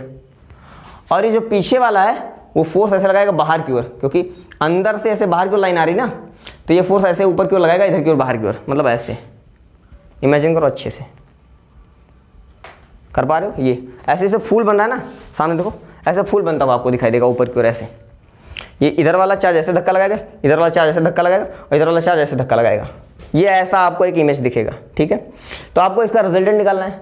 तो रिजल्ट अगर सोचो, अगर मैं यहाँ पे एक लाइन खींचूँ ऐसे, और यहाँ का मैं एंगल ले दूँ थीटा, ये मेरे हाथ के साथ मैंने क्या किया, ये नीचे वाला ट्रायंगल है, इस ट्रायंगल के पैरेलल में एक और ऐसे यहाँ पे बना लिया। मतलब क्या कर रहा हूँ मैं, यहाँ पे एक लाइन बना ले रहा हूँ। और अगर मैं बोलूँ कि ये जो लाइन बनाई मैंने, इस लाइन से मुझे एंगल पता चल जाए कहीं से थीटा, इस एंगल से अगर ये मुझे यहाँ का एंगल पता चल जाए थीटा, तो क्या कर सकता हूँ मैं इसे, F cos theta, F sine theta ऊपर, एफ कॉस थीटा इधर, एफ साइन थीटा ऊपर। समझ लो ऊपर क्या आ रहा है, साइन थीटा वाला ऊपर आ रहा है, एफ कॉस थीटा इधर, एफ साइन थीटा ऊपर, एफ कॉस थीटा नीचे, साइन थीटा ऊपर, फिर ऐसे इसका एफ कॉस थीटा नीचे, साइन थीटा ऊपर। तो मतलब 3f साइन थीटा ऊपर आने वाला है। मतलब जो हमारा रिजल्टेंट बनने वाला है वो किधर बनने वाला है, ऊपर की ओर 3f साइन थीटा। ये हमारा क्या बनने वाला है, एफ नेट बनने वाला है। क्या ये समझ में आता है कि नहीं आता है? हाँ आता है। तो जो कॉस थीटा लिया वो क्या बना, वो भी देख लेते इसी वक्त। देखो क्या लिया था हमने इसको, एफ कॉस थीटा इधर लिया था, एफ कॉस थीटा इधर लिया, एफ कॉस थीटा इधर लिया। तो क्या आप अगर ऐसे देखोगे तो ऐसा दिखेगा, सामने से देखोगे तो ऐसा दिखेगा। हालांकि ये चीज़ हम यहाँ पे बना नहीं सकते हैं, तो छोड़ो जाने दो, हम इसको घुमा के तो देख सकते हैं। अगर ऐसे देखेंगे तो ऐसे बनेगा ना। इसका हम फ्रंट व्यू, टॉप व्यू बना रहे हैं, मतलब ऊपर से देखने पे कैसा बनेगा वो बना रहे हैं। मतलब ऐसे तो ऐसा है, ऊपर से देखने पे हमको ऐसा दिखेगा, दिख रहा है ना ये साइड, एक्चुअल में ऐसा है, लेकिन घुमा के देखें तो ऐसा दिखेगा। हाँ मतलब कैसा दिखेगा, ये और ये ऐसा दिखेगा। और हम तो इसको जानते हैं, एफ नेट कितना है इसका, 0। अभी भी तो सॉल्व किया था, 0, खेल खत्म। तो ये 0 हो गया, मतलब रिजल्टेंट हमारा ये बनने वाला 3f साइन थीटा। पर ये थीटा नहीं पता है भाई साहब, थीटा नहीं पता है। तो थीटा कैसे पता लगेगा, जो यहाँ पे थीटा बन रहा है, देखो ये जमीन है ना, जमीन के समांतर पैरेलल में ही तो हमने ये लाइन खींची है। तो अगर ये जमीन है, ना समझिएगा, अगर ये जमीन है, जमीन पे मैंने एक लाइन खींची और यहाँ से एक परपेंडिकुलर ड्रा किया मैंने, यहाँ पे दिख रहा है, हाँ आई होप दिख रहा होगा आसानी से। ये पीछे लाइन ऐसे रहने तो अलग, ये मैंने यहाँ से एक परपेंडिकुलर ड्रा किया जमीन पे, दिख रहा है, हाँ दिख रहा है। तो अगर मुझे ये एंगल पता चल जाए, क्योंकि जमीन के पैरेलल में मैंने ये लाइन खींची है, तो ये लाइन मतलब जमीन, मतलब ये अपना जो प्लेन है नीचे वाला प्लेन, और ऊपर वाली लाइन, दोनों पैरेलल हैं। अगर ये दोनों पैरेलल हैं तो यहाँ का एंगल जो होगा थीटा, वही एंगल यहाँ का होगा थीटा। क्यों? क्योंकि ये चीज़ हमने पढ़ा हुआ है कि अगर दो पैरेलल लाइन है, एक इंटरसेक्ट करती हुई जाए तो ये एंगल थीटा, तो ये भी थीटा होगा। तो वही चीज़, ये थीटा होगा तो ये भी थीटा होगा सेम एंगल से। हाँ हो गया, मतलब ये एंगल पता चल जाएगा, काम बन जाएगा। और ये एंगल कैसे पता चलेगा, सोचोगे ध्यान से। ये जो नीचे वाला ट्रायंगल बन रहा है, इस नीचे वाले, इसे हटाओ पहले, यहाँ से हटाओ। ये बराबर हमारा क्या है, के क्यू स्क्वायर अपान ए स्क्वायर, हम पहले सॉल्व कर चुके हैं। इस साइड के मैं पूछूं कितना बताओगे, देख लो। अगर इसको मैं ऐसे आगे बढ़ाऊं तो ये बन गई छोटी वाली साइड और ये बन गई बड़ी वाली साइड। और बड़ी वाली साइड अभी हमने थोड़ी देर पहले लिखी थी a/√3, याद आया? इसीलिए किया था कैलकुलेशन वहां पे लिखा था छोटा वाला और बड़ा वाला। तो देखो ध्यान से, छोटा वाला आपने क्या लिखा, a/√3, तो ये हो गया a/√3। और हमको हाइपोटेन्यूज पता है a, तो बेस और हाइपोटेन्यूज में रिलेशन क्या होता है, cos theta equal to base upon hypotenuse. Base कितना है, a/√3 और हाइपोटेन्यूज कितना है, a है, तो मल्टीप्लाई में a आ गया। a से a कट जाएगा, बचेगा कितना, 1/√3। पर हमें cos नहीं चाहिए, हमें चाहिए क्या, साइन चाहिए। तो अगर cos थीटा ये है तो एक ट्रायंगल बना लो प्यार से, ये थीटा हो गया। cos थीटा बराबर आधार बटे कर्ण, आधार कितना, आधार बटे कर्ण कहते हैं, मतलब बेस अपान हाइपोटेनियस। इंग्लिश में खुद लिख लो, बेस अपान हाइपोटेनियस। बेस कितना है, 1 है, हाइपोटेनियस कितना है, √3 है, तो कितना आ जाएगा, ये कर्ण का स्क्वायर कितना आ जाएगा, ये आ जाएगा √3 का स्क्वायर 3 माइनस बेस का स्क्वायर 1, बन जाएगा ये √2। कितना बना ये, पाइथागोरस थ्योरम लगाया कुछ नहीं, तो ये बन गया √2। हाँ √2 बन गया। तो साइन थीटा इक्वल टू क्या आ जाएगा, परपेंडिकुलर अपन हाइपोटेन्यूज, मतलब √2 अपान √3। क्लियर है, हाँ निकल आया। तो यहाँ पे लाके वैल्यू पुट कर दो, तो हमारा जो एफ आएगा वो कितना आएगा, वो आएगा हमारा 3f sine theta. Sine theta की वैल्यू √3/2 और एफ की वैल्यू भी हमें पता है कितना है, के क्यू स्क्वायर अपान स्क्वायर। लाके यहाँ पर रखो, के Q square upon A square multiplied by √2/√3। देख लो, √2/√3 मैंने साइन थीटा वैल्यू रख दी। तो यहाँ पे √3 से एक √3 कट जाएगा, क्योंकि उनको पता है 3 को लिख सकता हूँ √3 का स्क्वायर। तो एक रूट से एक √3 कट जाएगा, तो यहाँ पे √3 बचेगा, यहाँ √2 बचेगा। तो √3 √2 कितना हो जाएगा, 3 दूनी 6, √6 हो जाएगा। मतलब हो जाएगा √6 के क्यू स्क्वायर अपान ए स्क्वायर, ये हो जाएगा हमारा एफ नेट। वो भी डायरेक्शन किधर है, डायरेक्शन ऊपर की ओर। क्लियर, हाँ। तो फाइनली हमने इसको सॉल्व कर लिया। था बहुत डेंजर क्वेश्चन। ये ऊपर जो आपका वो बन रहा है ना 3D में, बाहर निकल रहा है, किधर जा रहा है किधर जा रहा है, वो आपको समझना था। मैंने अलग अच्छे समझाया हुआ है, अगर आपको कम समझ में आया तो उसको फिर से रिवाइंड करके देखो, ठीक है ना। वही उतना समझना है, बेसिक कॉन्सेप्ट वही है। बाकी एक ये था एंगल निकालने वाला। तो एंगल निकालना आसान क्यों हो गया, क्योंकि आप याद कर चुके हो कि a/√3 होता है, तो उसका फायदा उठा के फटाक से निकाल लिया एंगल। नहीं तो पहले ये निकालना पड़ता, ये निकालने के बाद फिर इसमें लगाते। समझ रहे हो कितना भारी क्वेश्चन हो जाता, दिमाग खराब हो जाता। इसलिए अब ये आसान हो गया। क्लियर, कितना आसान हो गया है ना। चलिए एक बार इसको अच्छे से लगाइए, फिर आगे बढ़ते हैं। मिटाता हूं, करते करते सवाल करते हैं और करते हैं। सवाल लगाने में कोई कोताही नहीं होनी चाहिए। ध्यान दो, लेक्चर बड़ा हो रहा है, मैं जान रहा हूं। अगर आप डट नहीं पा रहे हो तो यह आपकी कमी है, अपने आप को सुधारो। समझ रहे हो ना, धैर्य तो बनाए रखना पड़ेगा। ईमानदारी से सीखोगे तभी कुछ बड़ा होगा। कर्म करते जाइए अच्छे से, ध्यान समझिएगा। अगला सवाल बढ़िया सवाल है, ऐसा छोटा सवाल है कह सकते हो आप इसे। एक घड़ी दे रखा है, छोटा सवाल है, इसको मैं डायरेक्ट लगाना सिखाऊंगा आपको। मेहनत नहीं करूंगा, डायरेक्ट लगाना सिखाऊंगा, ठीक है। सुन लेना, यहाँ पे बचता है 12, तो यहाँ पे रख दिया गया 12 कूलाम। यहाँ बचता है 3, तो यहाँ रख दिया गया 3 कूलाम।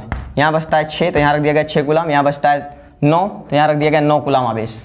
वैसे 1 पे 1 रख दिया गया, 2 पे 2 रख दिया गया, 4 पे 4 रख दिया गया, 5 पे 5 रख दिया गया। वैसे 7 पे 7 कूलाम, 8 पे 8 कूलाम रख दिया गया, और यहाँ पे 10 कूलाम और यहाँ पे 11 कूलाम रख दिया गया।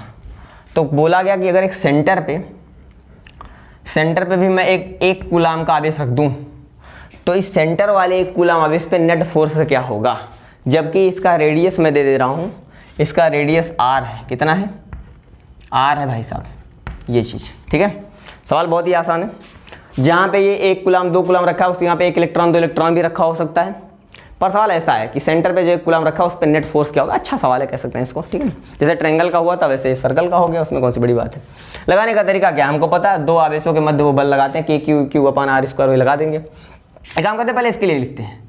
तो जरा बता, 1 कूलाम आवेश इधर की ओर फोर्स लगाएगा इस पर, मान लेते हैं वो लगाएगा F। कितना लगाएगा, मान लेते हैं लगाएगा F। 1 कूलाम आवेश इस पर लगाएगा, लाइन ज्वाइनिंग पे लगाएगा, लाइन ज्वाइनिंग पे लगाएगा F। तो वो F बताओ कितना लिखोगे, F बराबर K Q1 into Q2।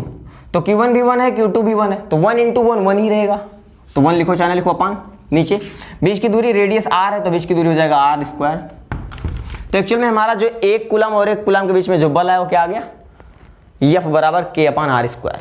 Same to same अगर बोलूँ मैं, जो ये 2 कूलाम आवेश लगाएगा, 2 कूलाम बल लगाएगा, वो कितना लगाएगा जरा सोचो सोचो सोचो। ये 2 कूलाम बल लगाएगा वो कितना लगाएगा, देख लो। मैं सवाल का सोल्यूशन बना रहा हूँ, पहले क्वेश्चन अलग बनाएगा, सोल्यूशन अलग बनाएगा। आप लोग दोनों अलग अलग करिएगा, नहीं तो मेरे जैसा उसी में बनाना शुरू कर दो, क्योंकि मैं दोबारा बनाऊंगा तो मतलब क्या है ना। करते हैं, ये जो लगाएगा कितना लगाएगा सोचिए बताओ। इसका मतलब जब ये लगाएगा तो लिखेंगे हम K 1 × 2, मतलब हो जाएगा 2/r²।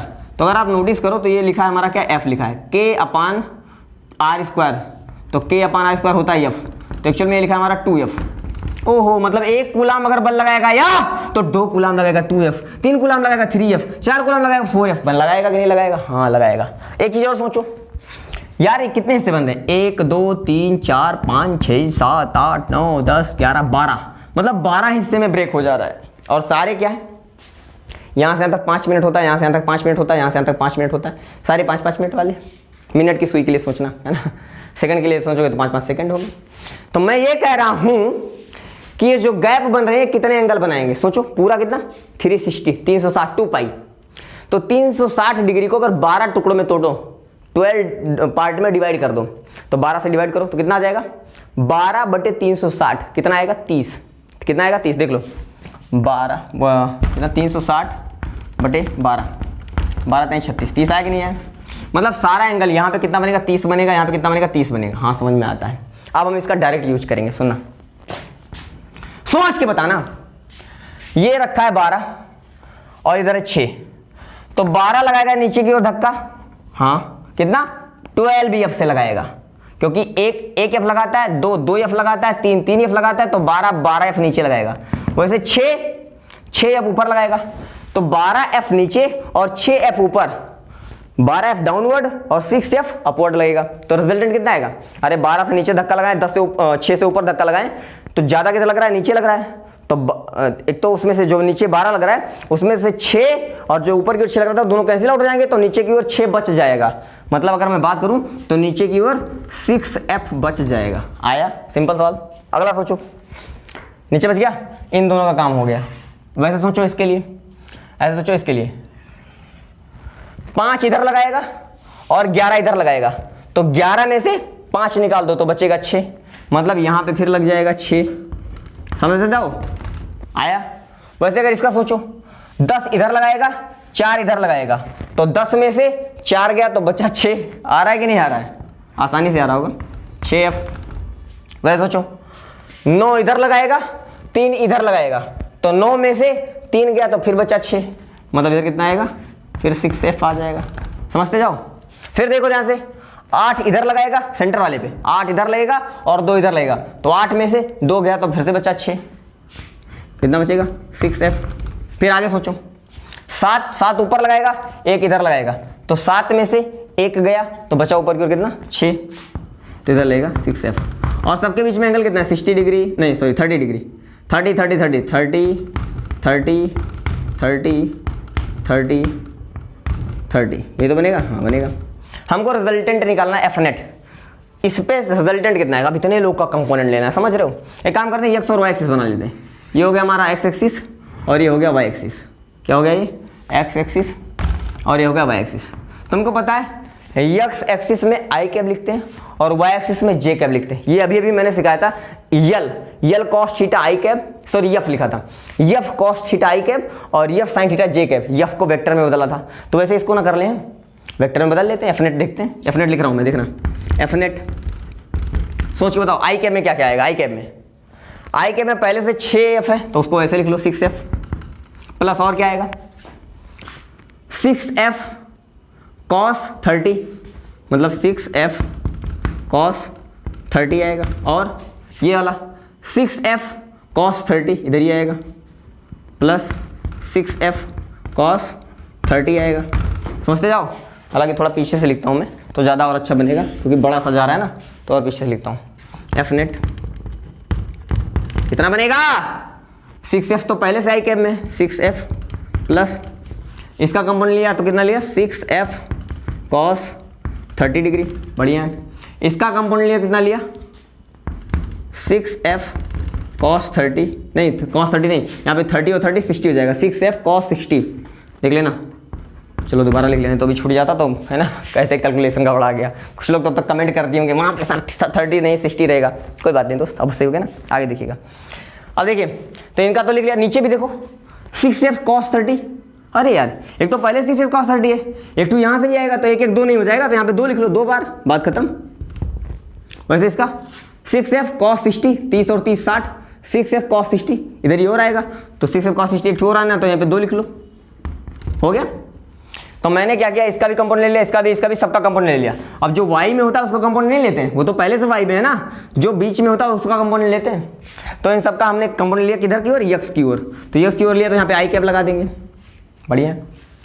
अब y का देखते हैं, देखो ध्यान से, अगर आप नोटिस करो तो ये क्या है हमारा, ये हमारा 6f है, और अगर मैं एंगल की बात करूँ तो यहाँ पे कितना बनेगा, 60 डिग्री एंगल बनेगा, 30 डिग्री, कितना बनेगा 30 डिग्री है ना, हाँ 30 डिग्री है, 1 की ओर है ना, 30 डिग्री है, 30 डिग्री कितना आएगा, 6f cos 30, 6f cos 30, तो ऊपर भी cos 30, नीचे देखो, फिर से सुना ध्यान से सुनो, जे कैप में 6f पहले से है, तो पहले 6f लिख ही लो आप। इसको देखो, ये 6f cos 30 नीचे, इससे आएगा 6f cos 30 ऊपर, वो दोनों कट जाएंगे दूसरे से, इनका काम खत्म ऊपर नीचे में। फिर इसका देखो 6f cos 60 नीचे आएगा, इसका देखो 6f cos 60, 30 30 60, 6f cos 60 ऊपर आएगा, तो ये ऊपर नीचे फिर से कट जाएंगे, मतलब ये भी कट जाएंगे, और इसका तो मैं लेना नहीं क्योंकि ये तो आई में तो पहले से ही था, तो इन दोनों का फिर से लिया, दोनों कट गए, सिर्फ बचा यही। और किधर की ओर, नीचे की ओर आ रहा है, नीचे की ओर क्या होता है, इधर आई कैप, तो नीचे की ओर माइनस जे कैप होता है, तो माइनस जे कैप। अब आपको यफ की वैल्यू पता है, यफ की वैल्यू पता है के आर स्क्वायर, इसमें सारे मान रखो, एफ की वैल्यू रख के सॉल्व कर दो, आई कैप और जे कैप के रूप में आपका आंसर आ गया, क्लियर। और डायरेक्शन के साथ आ गया कि डायरेक्शन भी उसमें देखो, आई कैप और जे कैप जब होता है मतलब उसमें डायरेक्शन भी तो इन्वॉल्व है, वेक्टर रूप में आ गया ना, एक्चुअली में क्या आ गया, वेक्टर रूप में आ गया, समझ में आ गया। तो ये क्वेश्चन आसानी से आ गया। और वेक्टर रूप में अगर मैग्नीट्यूड निकालना है तो क्या कर दो, वेक्टर का निकाल देना ना मैग्नीट्यूड, तो आपको आता ही है, आई कैप ये इसका स्क्वायर कर लेंगे, अंडर रूट इसका स्क्वायर प्लस में करके, है ना, निकल आएगा। तो ये चीज़ें मैंने आपको सिखा दी, कोई बड़ी बात नहीं है, आंसर आ चुका है, आपको एफ की वैल्यू रख देना और ये 60 30 की जो भी वैल्यू रख के सॉल्व कर लेना, खेला खत्म है। समझ में आया क्या, आसान क्वेश्चन है दोस्त, भारी नहीं है। एक और बढ़िया क्वेश्चन करवाता हूँ मैं आपको, है ना, वो आज का लास्ट क्वेश्चन रहेगा, क्योंकि बहुत ज़्यादा लेंदी भी नहीं करते लेक्चर, नहीं तो क्या है ना, आत्मसमर्पण कर देंगे आप लोग, क्या है ना दोस्त यार, कई दिन हो गया था लेक्चर नहीं आया था, एक्चुअली थोड़ा उलझन में फंसा हुआ था मैं, पर अभी भी उस उलझन से निकला नहीं हूँ, लेकिन फिर भी सोचा यार लेक्चर बना ही देना चाहिए, बहुत लेट हो रहा है। अभी भी उलझन से निकलने की पूरी कोशिश है, उससे निकल जाए तो फिर प्रॉपर ढंग से लेक्चर आने लगेगा। मैं कोशिश करूंगा पर डे लेक्चर है, पर अगर ब्रेक हो जाए तो आप दिल पे मत लेना, लेकिन प्रयास में पूरा करूंगा, है ना। हाँ, अगर एक आध दिन ब्रेक हो गया तो अगले दिन बड़ा लेक्चर जरूर बना दूंगा, आप लोग टेंशन मत लेना, ठीक है ना। यार थोड़ा प्रॉब्लम चल रही है, उसको उससे निपटा लूँ, फिर टेंशन मत लेना, सारी मेरी जिम्मेदारी, जितना मैंने बोला उतना मैं आपके लिए करूँगा, वो मेरी जिम्मेदारी, आप टेंशन मत लो। बस आप क्या करो, दबा के फैलाते रहो ताबड़तोड़, है ना। इसमें वीडियो थोड़ा तेजी से बढ़ भी रही, अगर आप नोटिस किए होंगे तो व्यूज भी अच्छे जा रहे हैं, तो ठीक है, ऐसे करते रहो सपोर्ट, मजा आ रहा है, करते हैं, आगे बढ़ते हैं। अगला क्वेश्चन ही बहुत शानदार है, और ये आप बहुत सारी बुक्स में पा जाओगे, कोई नया सवाल नहीं है। ये क्या है, बहुत ही नॉर्मल क्वेश्चन है। यहां पे मैंने रख दिया एक कूलाम आवेश, फिर 1 मीटर पे गया, कितनी दूरी पे गया, 1 मीटर पे गया, वहां पे रख दिया मैंने 1 कूलाम आवेश। फिर मैं गया 2 मीटर पे, वहां पे 8 कूलाम आवेश रख दिया। फिर मैं गया 3 मीटर पे, मीटर दूरी, 3 मीटर दूरी पे गया, वहां पे रख दिया 27 कूलाम आवेश। और ऐसे बढ़ते बढ़ते बढ़ते बढ़ते मैं कहाँ गया, 10 मीटर दूरी पे गया, वहां पे रख दिया 1000 कूलाम आवेश। तो इन सभी आवेशों के कारण 1 कूलाम पे एफ नेट बताना है आपको। क्वेश्चन देख रहे हैं, ये हमारा एक्स एक्सिस है, ये हमारा एक्स एक्सिस है, और ये वाई एक्सिस है। तो आपको इन सभी आवेशों के कारण उस जो सेंटर पे 1 कूलाम आवेश रखा है उस पे नेट फोर्स निकालना है। ये आप बहुत सारी बुक्स में पा जाओगे, है ना, कॉमन क्वेश्चन है, फिर भी लगा लेते हैं, अच्छा सवाल है, कर लेते हैं, इसमें कोई सीरीज बन रही है। तो इसको सॉल्व करने से पहले मैं कुछ बातें आपको बता दूं। अगर आपको लिखा हो 1 + 2 +, आई होप दिख रहा होगा ना, ये देखिए स्क्रीन में दिख रहा है कि नहीं दिख रहा है, 1 + 2 + दिख रहा है, 1 + 2 + 3 + 4 + डॉट डॉट डॉट प्लस, अगर n तक ऐड करना हो तो ये पता है क्या होता है फार्मूला, अगर आपको याद होगा तो क्या होता है, n + 1/2 होता है। ये फार्मूला आई होप आपको याद होगा, ये फार्मूला लगा देते हैं, निकल आता है। वैसे 1 का स्क्वायर प्लस 2 का स्क्वायर प्लस 3 का square plus plus plus plus plus plus plus dot dot dot plus n का स्क्वायर, अगर इसको ऐड करना हो तो इसका फार्मूला क्या होता है, n + 1 2n + 1। आई होप सबको याद होगा, इधर उधर होगा संभाल लेना, बाकी सही है मेरे हिसाब से तो, हाँ यही है। फिर आगे देखो, अगर लिख दिया जाए 1 का क्यूब प्लस 2 का क्यूब प्लस 3 का क्यूब प्लस, ये फार्मूला आपको याद रहना चाहिए दोस्त। आपको वहाँ पे भी अगर आप मैथमेटिक्स में जब सीरीज पढ़ते हो तो वहाँ पे भी इसको याद ही करना पड़ता है। प्रूफ तो जरूर कर लेते हो लेकिन याद करना पड़ता है वहाँ पे भी इसको, तो याद रहना चाहिए, ठीक है। प्रूफ से ज़्यादा जरूरी है इसको याद करना आना चाहिए। तो n+1/2 का होल स्क्वायर होता है। ये तीनों रिजल्ट आपको याद रहने चाहिए, बस ये 3 जरूरी है आपके लिए। ये 3 याद है मतलब पर्याप्त है, ठीक है। इससे ज़्यादा आप परेशान होने की जरूरत नहीं पड़ेगी आपको कभी भी। चलिए तो ये क्वेश्चन अपने को सॉल्व करना है, करते हैं, देखते हैं कैसे लगेगा। थोड़ी मेहनत करते हैं, क्या पता लगी जाए अपने से। ट्राई करते हैं इसको। लगाने तरीका क्या, इस पे फोर्स लिखना है तो हम इस पे फोर्स लिखेंगे F बराबर F नेट, मैं डायरेक्ट लिख रहा हूँ F नेट बराबर, क्योंकि हमको पता है ये भी इधर ही लगाएगा, ये भी इधर ही लगाएगा, ये भी इधर ही लगाएगा, ये भी इधर लगाएगा, सब एक ही तरफ लगाएंगे तो सब जुड़ते चले जाएंगे। सब एक ही तरफ लगाएंगे ना, 10 के 10, तो सबको जोड़ते चले जाओ, बात खत्म। क्योंकि डायरेक्शन का तो कोई कंपोनेंट लेना ही नहीं, घटक कहाँ लेना है कि cos 30 sin 60 लगाए पड़े, ऐसा कुछ तो है नहीं, सब सीधे हैं, सबको जोड़ते चले जाओ, बात खत्म। ये आसान हो गया ना एकदम। तो जरा बताओ इसके कारण इस पर कितना लेगा। लिखोगे आप K Q1 Q2, 1 × 1 बनेगा 1, हाँ तो K Q1 तो ऐसे रहने दो, क्योंकि K पूरे में इसमें से भी इसका साथ करोगे तो भी K आएगा, इसके साथ करोगे तो भी K आएगा, इसके साथ करोगे तो भी K आएगा, सबके साथ करोगे K आएगा। तो मैं K ले रहा हूँ कॉमन। अपान नीचे सब में क्या है, यहाँ दूरी 1 मीटर है, अच्छा दूरी तो नहीं कॉमन होगा, सिर्फ K कॉमन होगा। और ये 1 इसके साथ मल्टीप्लाई होगा, 1 इसके साथ मल्टीप्लाई होगा, K Q1 Q2 K Q1 Q2 होगा ना, 1 भी मल्टीप्लाई होगा। तो इसको मैंने कर लिया कॉमन, तो K Q1 हो गया कॉमन सब में। फिर लिखेंगे Q2 अपान R स्क्वायर, Q2 कितना है 1 है, 1 अपान R स्क्वायर मतलब 1 का स्क्वायर, प्लस सुनते जाना, प्लस Q1 × Q2 अपान R स्क्वायर, तो Q1 तो मैंने कॉमन ले लिया है, Q2 कितना है 8/2 का स्क्वायर। वैसे अगला कितना आ जाएगा 27/3 का स्क्वायर। कुछ लोग को तो पल्ले नहीं पड़ा होगा कि ये क्या कह गया अचानक। रुको जिसको नहीं आया उसको मैं फिर से लिख के समझाता हूँ, सुनो पहले ध्यान से। अगर आप नोटिस करो तो क्या दिख रहा है, लिखोगे आप क्या K Q1 Q2 upon I square. तो यहाँ पे देखो अगर K का मल्टीप्लाई कर दूँ तो K 1 × 1 अपान 1 का स्क्वायर, तो वही तो लिखा है 1 × 1 अपान 1 का स्क्वायर, 1 × 8 अपान 2 का स्क्वायर, 1 × 8 अपान 2 का स्क्वायर, के साथ में रहेगा। वैसे 1 × 27 अपान 3 का स्क्वायर, तो 1 × 27 अपान 3 का स्क्वायर, तो वही तो बन रहा है ना। मतलब मैंने क्या किया, सब में से डायरेक्टली कॉमन भी ले लिया है। तो अगर आप नोटिस करो तो इसे मैं लिख सकता हूँ K × 1 ऐसा रहने दो, इंटू यहाँ पे लिख सकता हूँ मैं 1³ अपान 1 स्क्वायर, प्लस ये लिख सकता हूँ 8 को 2 की पावर क्यूब अपान 2 का स्क्वायर, प्लस 27 को लिखता हूँ 3³ अपान 3 का square, plus dot dot dot dot dot, plus ये 10 का क्यूब अपान 10 स्क्वायर। बन रहा होगा, सबको दिख रहा होगा, कोई नई बात नहीं है, सब में कट रहा है 1 से 1 यहाँ तो काटने वाला। यहाँ पे क्या हो रहा है, 2 का स्क्वायर से 2 का क्यूब बचेगा, एक 2 बचेगा, ऊपर एक 3 बचेगा, ऊपर एक 10 बचेगा। मतलब ये अपन ना जो बनने वाला है, क्या बनने वाला है, K मल्टीप्लाई में 1 लिखो, चाइना लिखो, यहाँ पे बचेगा 1, यहाँ बचेगा 2, यहाँ बचेगा 3, देख रहे हो ना, डॉट डॉट डॉट, यहाँ पे लास्ट में कितना बचेगा 10 बचेगा। तो हमें इसको जोड़ना है। अगर 1 2 3 4 जोड़ते जाओ, n तक जाओ तो कितना होता है n + 1/2। तो अगर 10 तक जाओगे क्या हो जाएगा 10 + 1/2, मतलब ये हो जाएगा हमारा K, ये हो जाएगा K × 10 × 10 + 1 मतलब 11/2। तो 5 दूनी 10 बनेगा 5, और 5 से मल्टीप्लाई करेंगे 55 हो जाएगा, मतलब 55K। ये हो जाएगा हमारा फाइनल आंसर 55K। ये हमारा क्या आ गया F नेट 55K न्यूटन, मात्रा क्या आ जाएगा न्यूटन। क्लियर, बढ़िया। तो ये एक अच्छा क्वेश्चन था, हमने इसको भी सॉल्व कर लिया। ऐसे और भी क्वेश्चन बनाए जा सकते हैं। अगर आप चाहोगे तो इस पर और क्वेश्चन करवाऊंगा, इसी वैरायटी का और क्वेश्चन करवा दूंगा, कमेंट करके बताना अगर आपको लगे कि इस वैरायटी का और क्वेश्चन करवाना चाहिए। थोड़ा कम समझ में आई होप मैंने पूरा अच्छे समझाया है, नहीं कमी नहीं हुई है, समझाया मैंने पूरा, अपनी तरफ से पूरी मेहनत की। ये 55 लिखा हुआ है तो पूरी मेहनत की है मैंने।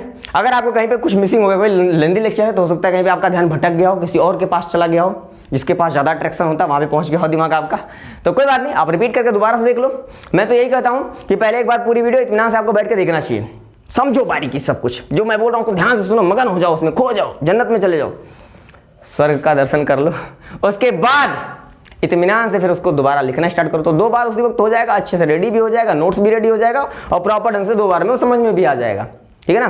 फिर उसके बाद आराम से एक बार रिवीजन भी थोड़ा थोड़ा करते रहो साथ में, है ना। पर डे कुछ टाइम निकाल लो अलग से, रूटीन अच्छे से सेट कर लो, रिवीजन का भी टाइम पर डे निकाल लो, तो रिवीजन भी साथ साथ करते रहो। ये रिवीजन बहुत इंपॉर्टेंट चीज़ है दोस्त।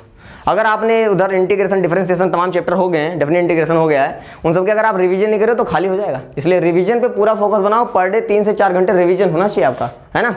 तो रिवीजन पे पूरा फोकस बनाइए। बाकी और किसी प्रकार का अगर आपको लगता है कि कैसा स्ट्रेटेजी होनी चाहिए पढ़ाई की, अगर आपको लगता है उस पर बात होनी चाहिए, आपकी कोई प्रॉब्लम चल रही है, तो वो प्रॉब्लम आप मेरे से पूछ सकते हो। डिस्क्रिप्शन बॉक्स में व्हाट्सएप ग्रुप का लिंक है, वहाँ पे ये सब नहीं पूछना है, नहीं पूछ लेना। अच्छा, अगर कोई प्रॉब्लम हो तो वो प्रॉब्लम पूछ सकते हो ना, क्योंकि हो सकता है उससे सिमिलर और लोगों को प्रॉब्लम आ रही है, तो प्रॉब्लम पूछ सकते हो। पर वहाँ पे हेलो हाय ये सब नहीं करना है, वहाँ पे आगे अपना क्वेश्चन पूछ सकते हो, और अगर आपकी कोई प्रॉब्लम है तो वो पूछ सकते हो, उसके अलावा कोई बात वहाँ पे नहीं करनी है। क्लियर? चलिए, बाकी कॉल करके पूछना हो तो पूछ लेना, उसके लिए कोई दिक्कत नहीं है, ठीक है। बाकी ठीक है, अच्छे से पढ़ते रहिए, पूरा फोकस बना के पढ़िए, 4 डालिए। मिलते हैं अगले लेक्चर में। Thank you very much.